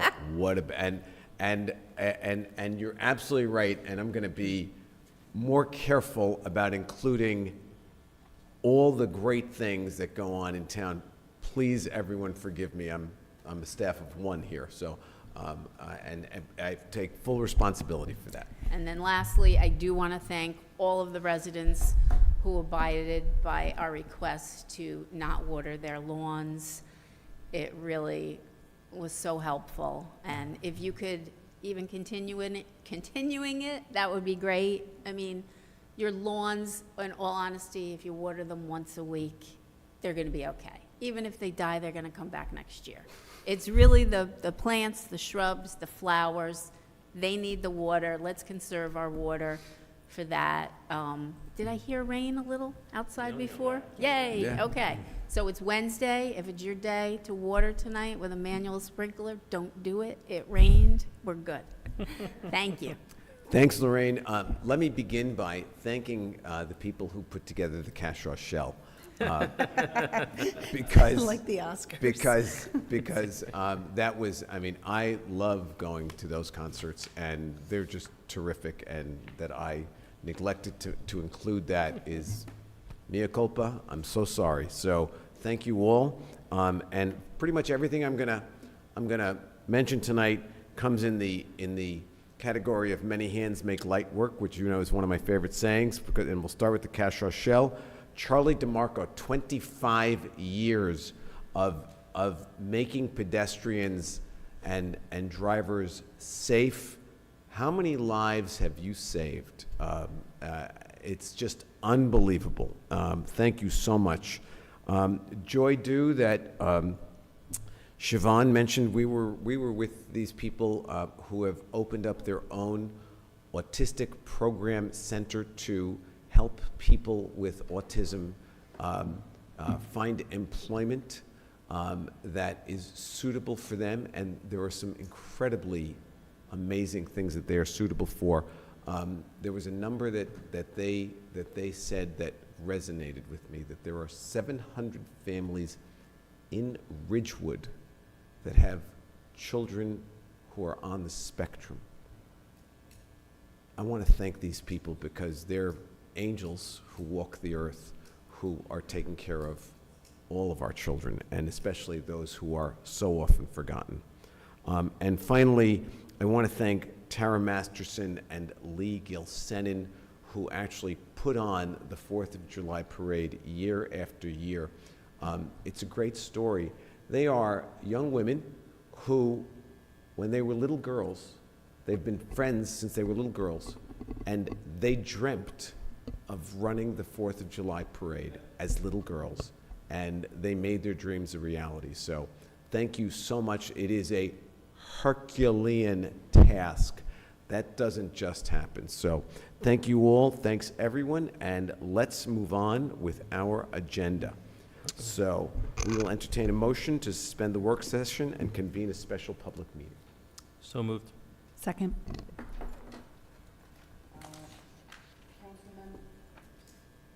Councilmember Reynolds? Here. Yes. Yes, sorry. Councilmember Whites? Yes. Councilmember Winograd? Yes. Mayor Vagianos? Yes. And so, this is the Village Council special public meeting. The date is June 26th, 2024. The time is 9 p.m. Adequate notice of this meeting has been provided by posting on the bulletin board in Village Hall, by mail to the Ridgewood News, the Record, and by submission to all persons entitled to same as provided by law of a schedule including the date and time of this meeting. Roll call. Deputy Mayor Perrin is not present. Councilmember Reynolds. Here. Councilmember Whites. Here. Councilmember Winograd. Here. Mayor Vagianos. Here. I move the clerk read ordinance 4006 by title on second reading and that the public hearing thereon be opened. Second. Reynolds. Yes. Whites. Yes. Winograd. Yes. Vagianos. Yes. Will the clerk please read the title of ordinance 4006? Yes, an ordinance to amend Chapter 190 Land Use and Development of the Code of the Village of Ridgewood at Section 190-83, Stormwater Management and Flood Protection. The public hearing is now open. Seeing no public comment, I will close the public hearing. Second. Reynolds. Yes. Whites. Yes. Winograd. Yes. Vagianos. Yes. And I'm channeling Pam with this. I move that ordinance 4006 be adopted on a second reading and a final publication as required by law. Thank you, Green Ridgewood. Thank you, Pam, sitting here in symbol. I second the motion. Councilmember Reynolds. Yes. Councilmember Whites. Yes. Councilmember Winograd. Yes. And Mayor Vagianos. Yes. The following resolution numbered 24-224 will be adopted by a consent agenda with one vote by the Village Council. There's a brief description beside the resolution to be considered on the consent agenda. The resolution will be read by title only. 24-224, determine form and other details of notes relating to construction financing loan program of the New Jersey Infrastructure Bank for PFAS treatment facilities. So moved. Second. Councilmember Reynolds. Yes. Councilmember Whites. Yes. Councilmember Winograd. Yes. And Mayor Vagianos. Yes. I will entertain a motion for adjournment. So moved. Second. All in favor? Aye. And let's go to our regular meeting. Mayor, this evening, we have no items listed under Ridgewood Water, so we'll move on to parking. We did have a prior request, which was heard at a previous work session from the Ridgewood Chamber of Commerce about offering free parking on one of their sidewalk sale days on August 3rd. After further discussion, after the council meeting with Joan Groom from the chamber, they've amended their request to extend the free parking only to the garage. So that's the request of the chamber that the council consider only free parking in the garage on that Saturday during their sidewalk sale. It's a great idea. Well, wait, before we begin decision, everyone's going to stand up and we're going to walk around and come back. 'Cause it's 9 o'clock. You know what? So It's a don't- smaller agenda. Can I suggest we power Yeah, through we might be tonight? done by the time we walk everyone around please? tonight. We Yeah. all agreed we were taking a break. So any objection to a resolution offering that? No, I think it's a great idea. Okay. Okay, next item, under budget. We have a memorandum from our Department of Health requesting to extend for another 2 years our animal control contract, which also includes our waterfowl management from July 1st, 24 to June 30th, 25. There is a slight increase of $50 per month in the contract with Tyco, and the breakdown for costs associated with that is listed in the memo. Any objection? All good. Okay. Our next item under budget, memorandum from our village engineer with regard to the village's fleet services division and the purchase of fuel. This is a purchase of diesel and gasoline through the New Jersey State Cooperative Purchasing Program, and the initial award is not to exceed $400,000. Any objection? All good. Okay, next is from the police department. This is a portable radio purchase. As you are all aware, we are in the process of upgrading portable radios across the village, OEM, Fire, and Police Department. This is the expenditure for the 2024 capital, and we are hopeful, as the memo states, to be able to continue this program and finalize the purchase in 2025. Everybody good? Yep. That's a not to exceed $213,169. Next item is also from the Police Department. This is for purchase of equipment. This is a request to install and repair in the 2024 police emergency lights, safety equipment, and other equipment that is being put into the new round of police cars. I want to commend Chief Lyons and his department. They take usable equipment out of retired cars and utilize them and install them in the new vehicles. So the contract here would be with East Coast Customs. They are on state contract, and it will not exceed $60,000. We're taking from both 23 and 24 capital accounts for this purpose. Everybody good? Okay. Next is a memorandum from our tax collector to cancel property tax for a 100% disabled veteran who lives on Ackerman Avenue. Any Keith, opposition? did we charge him or them, and then they paid it, and now asking it back, or, because I'm wondering why we charged, why would even So bill them in the depending first on when place? they get their status, it could be retroactive. Gotcha, so this is newly brought Yeah. to our attention? Okay. Right. It depends on what the classification is at the time. Yep, gotcha. Okay. All right, the next issue that was asked to be discussed under policy was brought forward at the last meeting by Councilmember Winograd, and this has to do with the order of the agenda for council meetings. So, Siobhan, I'll turn it over to you. Sure. I mean, I think I addressed it last time, is that at the meeting when we had the matrix results, I felt that the flow provided a lot of information, preempted a lot of questions, and really served the function of getting information out first. Upon looking into it, I thought, oh, this is interesting. Maybe we could, when the meeting's heavy, switch it. But we're very restricted by the order of the meeting because it's by ordinance, which is sort of a fascinating fact, a little rigid. So I asked for this to be placed on tonight. I would like to still make the changes that I said. I'd like to go with proclamations, village reports, council reports. The Board of Ed does that as well, so do other municipalities. And then I'd like to go to public comment.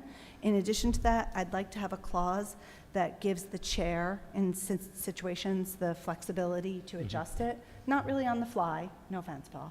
But, you know, if we have something like we did with Matrix, Paul loves when I make mayor jokes, that we could, as long as it's pre-disclosed, that the chair would have the flexibility to move something up in the order of importance. I think that that's important because when people need information, they come here for it. And again, going back to the communications, we've seen an unprecedented appetite for information. And I'm very proud of the way the council's done this, and I think this would be a meaningful change.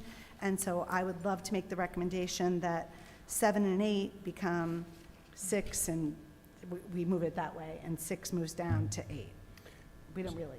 So I completely agree. I just want to be clear, though, what and I think we're in agreement here, is I'd want to give the chair the ability on an ad hoc basis to move the presentation before public comment. I think, Paul, what you did with the presentation on the soil made all the sense in the world, because I think it made for a much more productive meeting when the folks who were commenting had the ability to be informed by the presentation first before they got up and spoke, because it would have been a bit of a waste of time to have people get up, speak, hear the facts as we were going to present them, and then, then have to wait until, the end of the meeting before they speak again. So where there might be a slight bit of disagreement, or I may be reading into it, is I do like the idea as a general rule to have the public comments at the beginning. I think for folks who come and want to be heard and have kids at home or on a schedule, I like that they know that they'll be heard in maybe the first half hour or 20 minutes. So I think that should be a bit of the default. But the way that I would pose this is I would change the statute to say essentially that in the discretion of the chair, if if the presentation is timely and material, so in other words, you can't do it unless there's like a reason to do it, that you could put it before public comment. My concern here, candidly, is future. Paul, I have all the faith in the world for you on this, but that a future mayor could use that as a way to make it harder for folks to be heard. So I want to make sure that when we're changing the order, we're doing so because we think that the presentations will inform the public comments And that's why I'm using the term, timely and material, as opposed to, just saying you can do it kind of whenever you want. But I do agree completely with Siobhan. I thought what you did made all the sense in the world. I want to have the ability to do it again in the future. I just want to make sure that we also respect folks' right to be heard if they got to get home. Yeah, I actually completely agree with Evan. I want to keep public comment. Say that again? I completely agree with Evan. I think it was a great idea that we moved Matrix to the beginning because I think it avoided so many questions that would have been asked at public comment. But besides that, I do want to keep public comment at the beginning of the meeting for the reasons that Evan spoke about. I mean, if we would have waited tonight for public comment till after the village council reports, I think that was easily 8:30, 8:45. I don't think that's right. If somebody wants to come say something, they should be able to come at the beginning of the meeting, speak their piece, and then if they have to go home, that's fine. And then we have public comment at the end of the night if there's something that the village manager's report or the council reports have that they want to make a comment, they can comment at the end of the night. But I would like to keep public comments where it is. And I know, Evan, you and I were kicking this around, and you had, I thought, something very insightful about moving the manager's reports. This is a and great night for me. council- She agrees with me. You got me being insightful. and council reports ahead of public comment. You want to expound on that? So I know this had also been discussed, the idea of doing council reports and manager reports before public comment. I would agree to that, but I'm going to restate a suggestion I made earlier in the year that did not get a lot of traction, but I'm sticking with my guns, that we be limited to either 3 or 5 minutes. So in other words, if we're going to put ourselves before the public, I think we should be held to the same standards that we put the public to. So in other words, I actually timed myself tonight. I was at 2 minutes and 55 seconds. Now, with that said, I see my friend Boyd and my friend Ann back there, and I know exactly what you guys are about to do. You're going to go back to all the YouTube videos and figure out the times I exceeded 3 minutes. I have no doubt I'm being a hypocrite, and I've done it from time to time, but I think I should be held to that standard too. Keith, you say a lot of great, insightful things, but one of the, I think, hallmarks of your administration so far has been the better email traffic, and Carol Bukowski's doing a wonderful job. Some of the things that you read in about events, I think, are duplicative of what we blast already. So perhaps if we limited that, it would give you more time to speak and stay within that 3 to 5 minute range. I suspect I will not get the full council to agree to this, but I would suggest perhaps a handshake agreement or something where we would all, if we're going to move ourselves before the public, that we would all agree to keep our comments between 3 to 5 minutes in order so that we don't, again, drive public comments later. I also believe that brevity is a gift. And that's really what tipped the scale for, I mean, look, the whole matrix thing, we knew it was going to be a hot button issue, and I think we all said, hey, this would be a good thing to have the flexibility to do from time to time as necessary, and whatever language Evan recommended, I think is really on target. As far as the manager report and council reports, and I like the term that you use, handshake agreement. Nothing fast and binding, but if the council could attempt to keep their reports to 3 minutes each, and again, we can go over, but attempt, and I would say the manager, his reports to 5 minutes, and again, a handshake agreement. If we go over, we go over. But I think that then gets more information out to the public, and so that when they ask questions, having heard, and especially with the manager's report, there's so much good information about what's going on, about what's on the agenda, about what happened this past week or 2 or 3, that I really think that we're going to get better informed questions, as opposed to the council, the manager reacting. So, when I first saw this, I wasn't so sure, but and again, this is a combination of Siobhan's recommendation and what I believe is Evan's tapering of our council reports. And again, I'm not trying to limit what we, the good work done by all of our committees. But maybe we don't have to go into quite as much detail. And when we do, we do. But we can work to try and keep it at 3 minutes. And I would even recommend that, that Eileen or Heather run the clock on us. And if we go over, like I said, we go over. But to make us all aware so that we don't go on forever, as I'm doing right now. So I'm gonna take back my comment that I agree with everything Kevin said, because you didn't say anything about moving public comment. Well, I waited to get your agreement on the first yeah. thing before I blew you up with the So second. I completely disagree. What does the sign over there say? Does it say the public should have the first word and the last word, something like that? The final word. And I completely agree with that. Sometimes people want to run in here at 7:30, speak their piece, and leave. We're not giving them the chance to do that. I find I can't even remember a time when somebody made a public comment and then a council report answered their question. It doesn't happen. I am completely against moving public comment to after the council report. So just bear this in mind, because I had a lot of the same initial feelings you had, is that if we limit ourselves to 3 minutes, there's 5 of us plus Keith, that's 6, that's 18 minutes. So we're adding in 18 minutes before, so we're still getting, I mean, we're still getting, unless we have the ad hoc situation where we have a presentation before, we're still probably getting to public comment before 8:30. So I hear what you're saying, and I don't know if I'm going to... That's too late. I don't know if I'm going to win you over on this, but I just want to, I was, in thinking about this, was very cognizant of the same concern that you're raising, which is one of the reasons why I prompted the 3 to 5 minutes for all of us. No. So say tonight we did it. We'd have public comment at 8:30, 8:45. We have another hour meeting, and then ending public comment. You need to have it at the beginning and the end. But, one thing you have to... Not in the middle and at the end. To your point, Lorraine, it's not that the council reports and the manager's reports would be pushing it to 8:30. There are other things.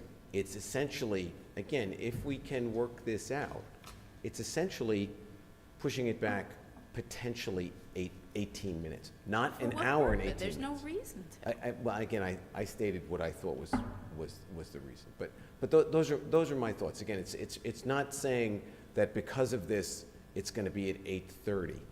It's saying that if it went at 8:30, it would have been at 8:12 or something like that. It's still late. A lot of people like to be in bed at 8:30, 9 o'clock. You included. Paul's one of them. So it sounds like everybody, if we could take 7 and 8 and make them 6 and 7 in that order, Matt, with the rewriting, and then add a clause to give discretion, that seems to be where the majority is. Where's additional- public comment? One additional- Six would move to 8, village managers would 7, so you have 6, 7, 8. Billy, Right. here, in this, it would be proclamations 5, manager's report 6, council Council reports reports 8. 7. Right, No, sorry. 7, comments from the public 8. So And then I'm you totally need- against that. And then you need a clause at the end, giving the chair the flexibility. Well, for my the presentation. recommendation is that the flexibility be given to the majority of the council rather than just the chair. Oh, And the reason is because there's a number of other places within the ordinances where that is the way that maybe some changes come about.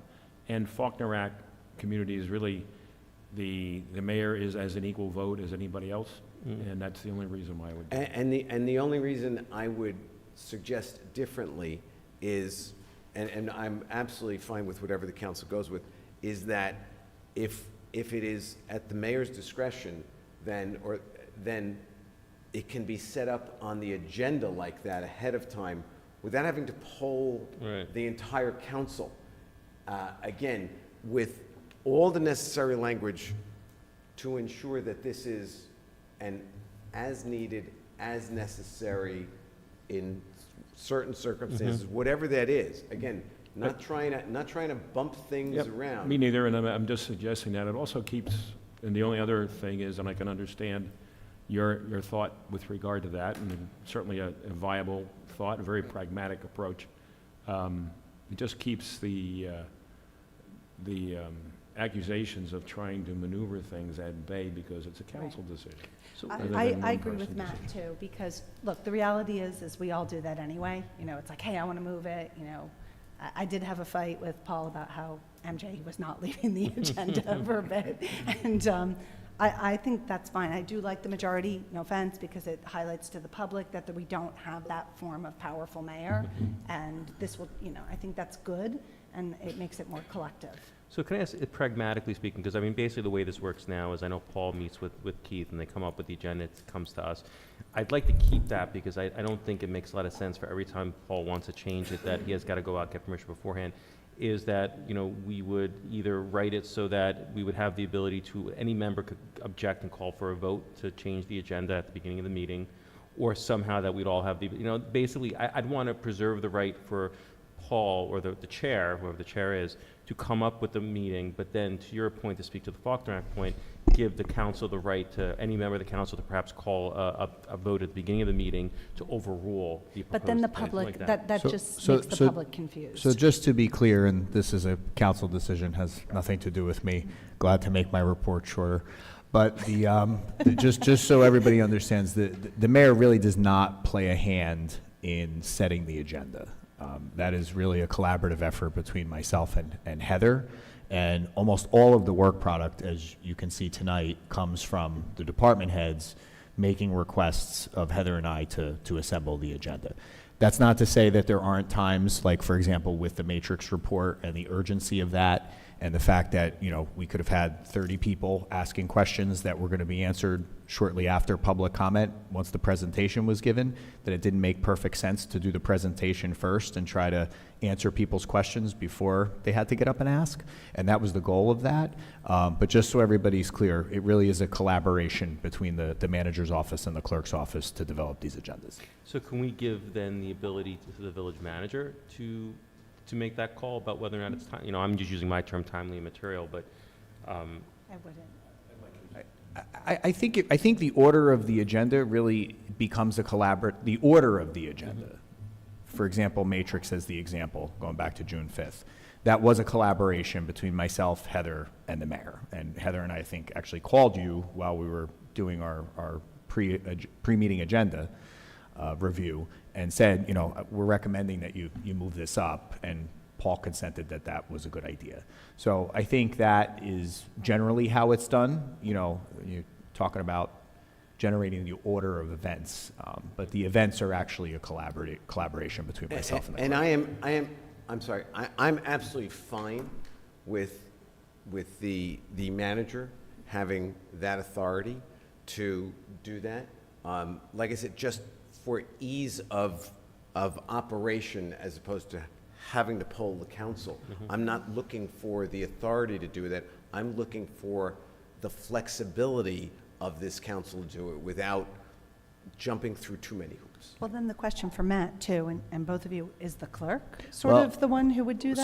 So I yeah, and I think that needs to be craftily worded Right. because the clerk controls the agenda, right? So, and the clerk does not report to the manager.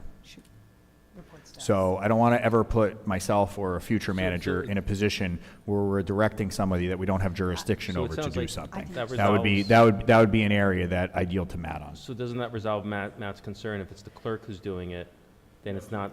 Well, we still need flexibility to try and make a decision or determination if, let's just say the clerk sets it up and we get to the meeting, the council wants to address it in a different way to try to bring out. Yeah. So just make. So can we make it clear?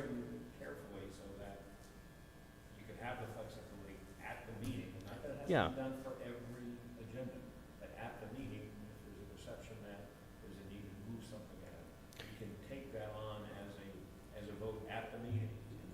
Yeah, so can we write it in a way that states By the way, that for the the sake- council can bring, that, at the beginning of the meeting, any member of the council can call for a vote to change, something like that. What I don't want is to have us have to affirm it every single time we sit down, but rather preserve the right for the council to change it if we want to at the beginning of the meeting. And just because we're talking about brevity, Matt said that 10 minutes ago. We're way deep in the weeds here, but if you go by the strict interpretation, and I don't know if it's written in Robert's Rules of Order, but, what other councils do is they take in a motion to suspend the regular order of business and realign the agenda to visit a latter agenda item earlier in the meeting. You can do that by vote, or in some places, the mayor or the presiding officer will say to the council, is there any objection to address number 9 on the agenda before we get to number 1? You can do that as well. And listen, I think that's fine. I don't foresee this happening once a month kind of thing. It's really, again, it was something that happened. We did it on the fly. It turned out well. We certainly don't want to be abusing that. So I think at the end of the day, yeah, Matt's recommendation is absolutely fine. Sure. I'll write it up and we'll look at it next week. Great, thank you. Thank you, Matt. Thanks, guys. Good. Okay, the next item is a memorandum from our Director of Parks and Recreation, Nancy Bigos, making a recommendation for another nomination for the Big Tree Program. As you know, we previously submitted a number of applications to the New Jersey DEP Forest Service. This would be another tree located at 274 Phelps Road. Councilmember Winograd, I know this was a recommendation of Shade Tree, so I don't know if you have anything to add on the matter. I do, and so does Lorraine. So Brevity. This was a good thing. Yes, let's go on. We did Lorraine Sidewalks from the grant had a tree, a large tree in its sights, and the neighbors got to, didn't really want it removed. Our engineering staff went up there. Lorraine went by. We all went to visit the tree, and I want to thank our engineering department because they reconfigured the design and saved the tree, and because part of when we submit, we need all the reports that everybody just did on the tree. This is our 6th tree that we're going to nominate, and it's our first black oak. So again, it's an oak, but it's a black oak, which is more unique, and it's a very nice story of sidewalks, shade tree, and engineering working well together. And I know I'm supposed to be short, but that doesn't happen all the time. Okay. All good? All good. Great. Under operations, item 1 is a place-to-place transfer of a liquor license for Signature Cocktails, trading as Graber's Tavern. This is to extend the licensed area to the basement for liquor storage, as well as an extension of the premises for an outdoor cafe in front of storefront number 3. The outdoor cafe will have to comply with all of the village's outdoor cafe regulations under the building department. So I normally wait till bars open before I visit them, but this time I actually got a tour of this space that they're planning. It's going to be beautiful. It's a vacant space, the old Garber building. Tostique is coming in, a new business, a new realty shop just opened up on the 2nd floor of the building, and they're going to develop out the bottom using a liquor license they already hold to make a really high-end cocktail bar and eventually potentially do a kitchen in the basement. But it's great for the west side of town. Fully support this and glad that they're moving ahead with it. And I just want to say for the public, I don't know the date of when this is, but this is the first time that I can remember, and Paul tried to figure it out, that all of our liquor license have been out of pocket. So this has been in the pocket for a while, and I agree with Evan. I actually called Evan. I was like, did you see it? It's very exciting. If you want to look at in the sunshine binders, you can see the location. It's going to be a beautiful addition and make our streets more vibrant, so that's exciting. And we're still looking for the date of the last time they were all in there. That's Paul's homework assignment. The next item on the agenda under operations is the annual Zoning Board of Adjustment report. The Zoning Board has written to the Village Council and the members of the Planning Board with 2 recommendations for consideration. You'll see them at the bottom half of the letter. The first is for circular driveways.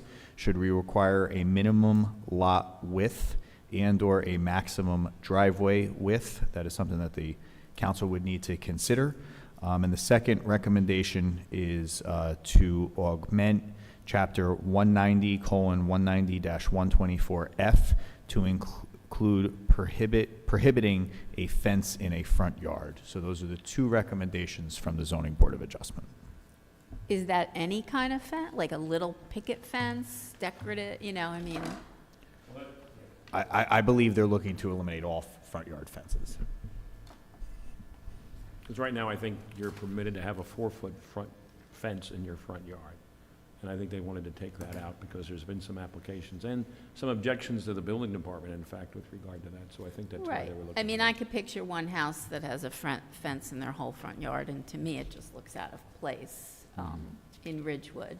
But then I can also think of a couple of houses that just have literally maybe a couple of sections in their front yard as almost like a garden decoration. Or It's a 2-foot fence. it's not enclosed or anything, it's just more of a decoration than an actual fence that has a beginning and an end that encloses something.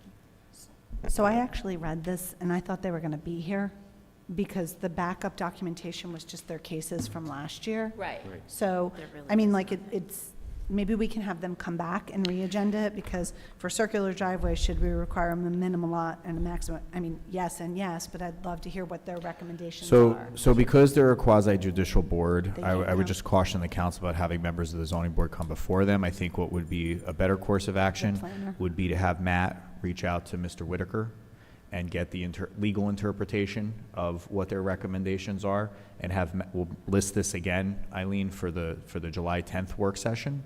Have Matt come back with some more detailed information as to their recommendations. And do you think we should have the planner come at the same point? Because I know Well, I he's think the been. planner will be involved. It all depends upon which way the board may want to go. I mean, this is the second year that they've notified us, and I think it was referred to the Circular planning driveways. board about the circular driveway. Yeah, we spoke about that last year when I first Right. arrived. The fence is new, I never heard Yeah, the of fencing that. is new. Fencing is new. So I can certainly talk to Bruce Whitaker I in the mean- interim and get some information. I mean, I mean, we I could- would love to, years ago, they talked about allowing people to put a 6-foot fence up in their backyard, which I think is a great idea. I mean, fences make good neighbors, as they say.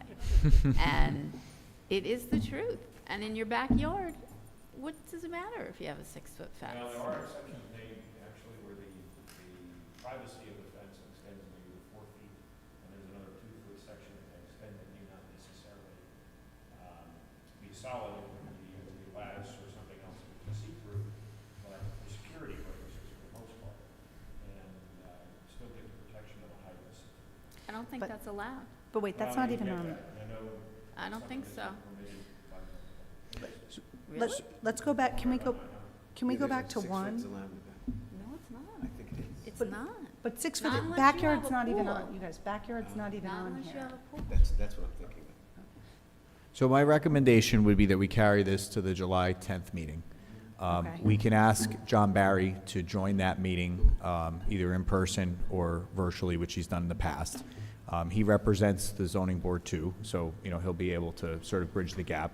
And in the meantime, Matt, if you could reach out to Bruce Whitaker, get some more insight from a legal standpoint, and then we'll have some more details. And then if we do want to talk about extending, some changes to the code relative to fencing, we can have that conversation with John Barry that night as well. that's a perfect idea, perfect way to address it. I agree. If possible, I would love to have him here. I just think it's easier to ask questions. Right. Thank you. And in the packet, can we include the chapter? Because this was like great, and I learned a lot about all their applications, but I was like, wait, where's the detail? Yeah, to all of them? Yeah. Okay. Yeah, this is their statutory Yeah. requirement to submit this annually. Well, they did a lot of work. Good for them. The Board of Adjustment's very busy. They've been very busy. Okay, and then finally, we have a memorandum from the police department requesting the surplus of 2 police vehicles. These are 2 cars from the fleet. They'd be traded into Enterprise for fair market value. The first is a 2016 Chevy Tahoe. The second is a 2015 Dodge Charger. Any objection? Thank you. And that concludes my portion of the agenda, Mayor. And before we go to public comment, I just want to suggest that the handshake agreement of 3 and 5 minutes, perhaps we can, if there's consensus, implement it at least on a trial basis at our July 10th meeting. I certainly agree. Everybody good with that? I'll agree. I do want to note one thing. When we reassemble, we need to be a little more even in how many committees we all have. It's hard when people have few committees and Yep. then people have double. And I don't mean that in a mean way. I just think the public needs to know that the load, I'm a chatter. I could talk less, for sure. But, you know, I do have 6 You committees. do have more committees. And sometimes I feel a little. And that's why it's a I'll shake your hand without that judgment. It's a handshake agreement. So, and with that, let's go to public comment.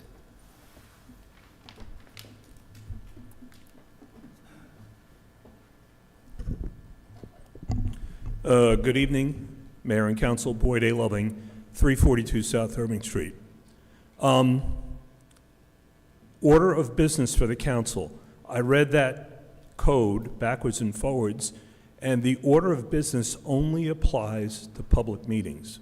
It does not apply to work sessions. So what you did with Matrix, you were entitled to do that.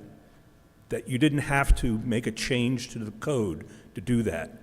Work sessions are treated totally differently. You can do whatever you want at a work session. You can put it in any order that you want.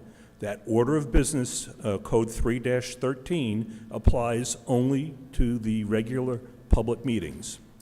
I went back and I looked at every agenda from January 2023 until the June agenda. You have never had a presentation at a public meeting.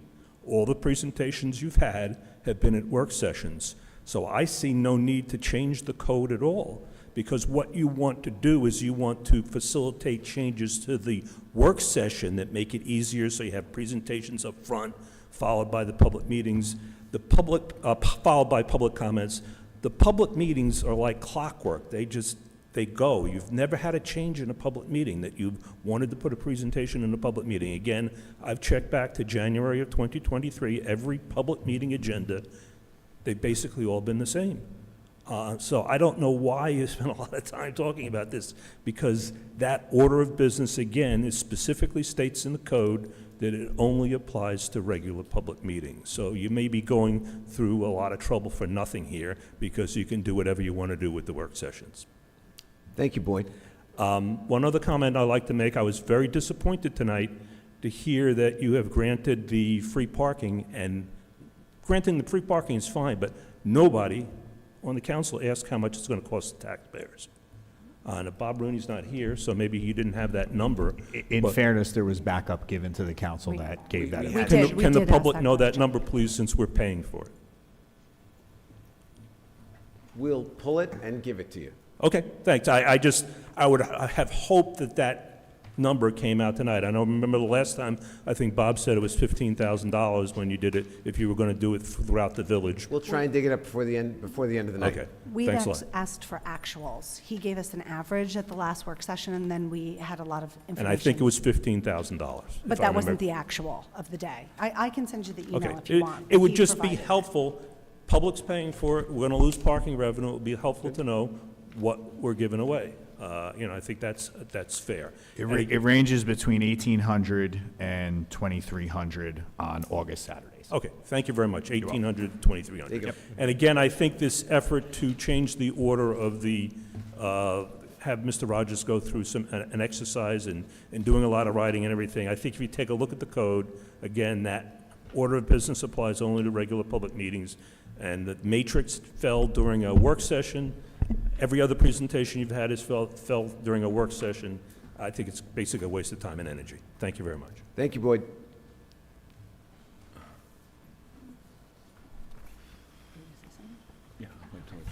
Frank Mortimer, 426 Van Buren Street, Ridgewood, New Jersey. I wanted to comment too on the reordering, and I'm sorry, but I do believe it makes sense to keep public comment more towards the beginning. As was said, as somebody with young children, there's been times when I've wanted to come in and make my statements and I have to go for childcare. Evan, I think it's theoretically makes sense to try to keep everyone's comment at 3 minutes, but realistically, it's not possible. And two, I also think it's shortchanging the residents, because the village manager for the past year has been giving a wealth of information that as a resident is fantastic to hear, and to all of a sudden say that he only has 5 minutes to do that, he's going to have to cut things. And so I really think, and like Siobhan said, she has 6 committees. How do you do 6 committees in 3 minutes? And so it just, again, theoretically, it sounds good, but realistically, I think that residents won't get the level of information you guys have been awesome about providing for the past year. And, I do think that for situations like with Matrix, do them first, that makes total sense to me. But to put other stuff up front, like I kind of see the reports as more as information, and enjoyable, because it's like when you get into some of the interactions that you have at those board meetings, it's fun to hear.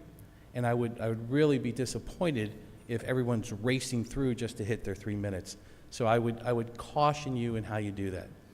My second comment is with from the zoning board, if they're trying to change putting fences in the front yard, I would caution you to look at families that have children on the spectrum and that are nonverbal, because I know of at least one family that has a fence in their front yard specifically to keep their child safe.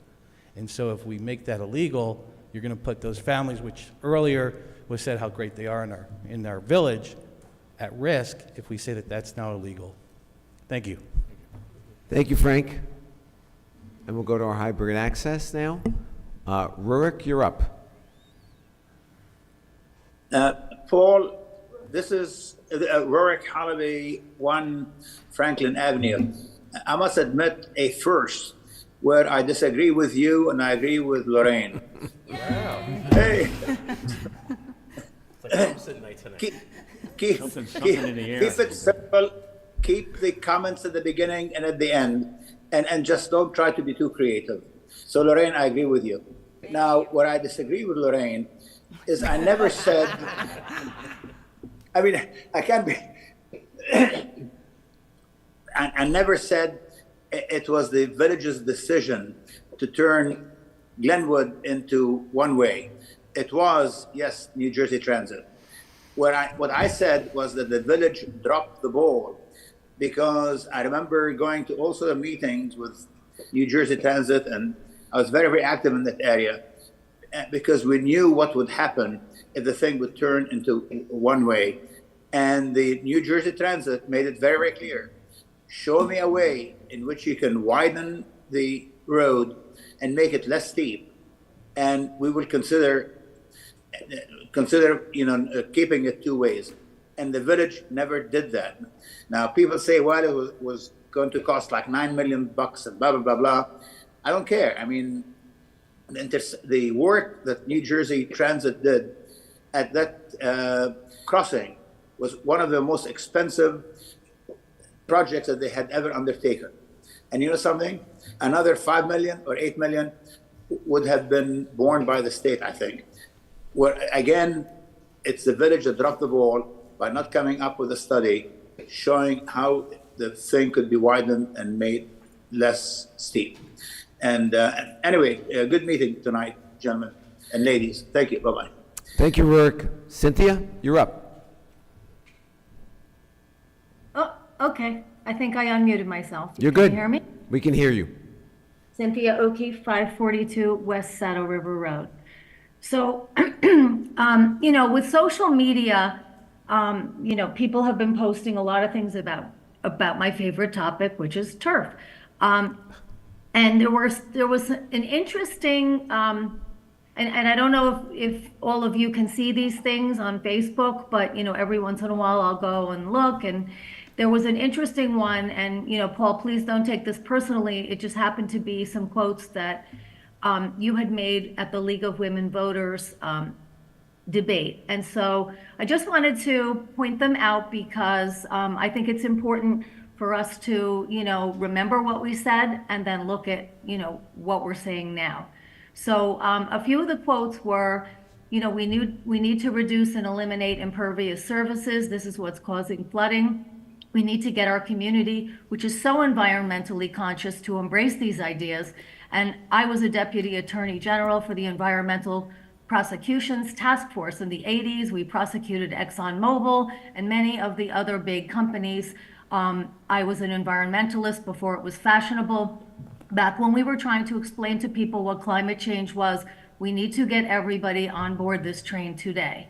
The moderator then asked, We now know how damaging artificial turf is to the environment. Climate change scientists recommend banning plastic and planting green. The recent flood caused damage to both of our municipal fields, which is grass, cost far less to repair, approximately 5 times less than Maple Field, which is turf. Would you consider going back to grass fields? Now, Melanie Hubin, who was also a panelist, spoke about her experience being on the planning board. She didn't give a definitive answer and said she would need to investigate in order to provide an answer. Your reply was very definitive. You said, yeah, this is not even a close one. I remember a few years back when Governor Christie, after Sandy, Governor Christie said, you know, I think things are changing, and this is the third 100-year flood we have had in the last 5 years. We are in a flood zone. The Saddle River overflows every time we have a heavy rain, and every time we have to fix the turf fields. We need to adapt. We need to change that. We need to go back to grass. Is it going to be expensive? Yes. Is it going to be more cost effective in the long run than fixing these fields every 3 to 4 years? Absolutely. It is a no-brainer. The arithmetic is pretty clear. So those were, you know, just the quotes. And then, you know, fun facts. All turf is an impervious surface, 100%. All turf has PFAS. You just answered a question for Denise about that we don't use a reservoir, it's all groundwater. So where do you think these toxins go when they come off of the turf fields? They go into the groundwater. And groundwater exists underground in saturated zones beneath the land surface, and the upper surfaces of that saturated zone is called the water table. So I think that's a no-brainer, right? If we're talking about stormwater management and keeping our groundwater clean, we know that turf is not the way to go. Cynthia, if you could finish up. I think I'm done. I hope these points resonate with everyone and that we really, you know, think long and hard about the decisions we're making that impact our community. Thank you. Thank you. Thank you so much. Seeing no one else, I'm going to close public comment. And does anyone have any comments they would like to make? I do, and then I think Matt does. Do you want to go first? No, go ahead. Okay. One of the things that I want to make sure that I say, and Pam and I went, and the university that we met with was Princeton University, and they, because turf has an undercarriage system and the turf drains it, in flood mitigation and stormwater management, turf fields are receptacles to hold the water, where grass would create runoff.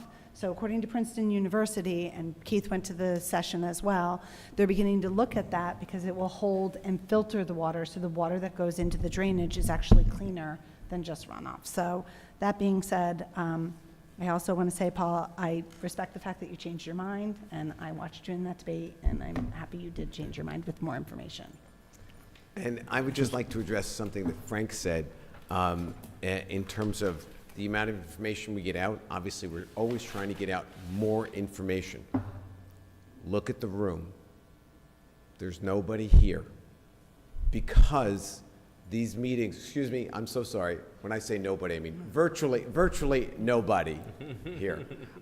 But these are long, dry meetings. This was a very, very, very light agenda tonight.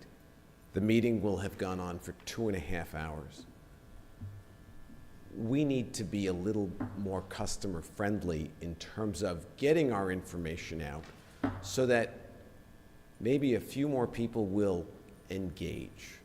And that's really what this is aimed at, is not, and again, handshake agreement, try it out at our next meeting, see how it goes. No one's going to get cut off at the end of 3 minutes or 5 minutes. We're going to see how this thing works out. But that would be a goal. It's not going to be written into the ordinance, and it's something that we could say, you know what, it's just not working out.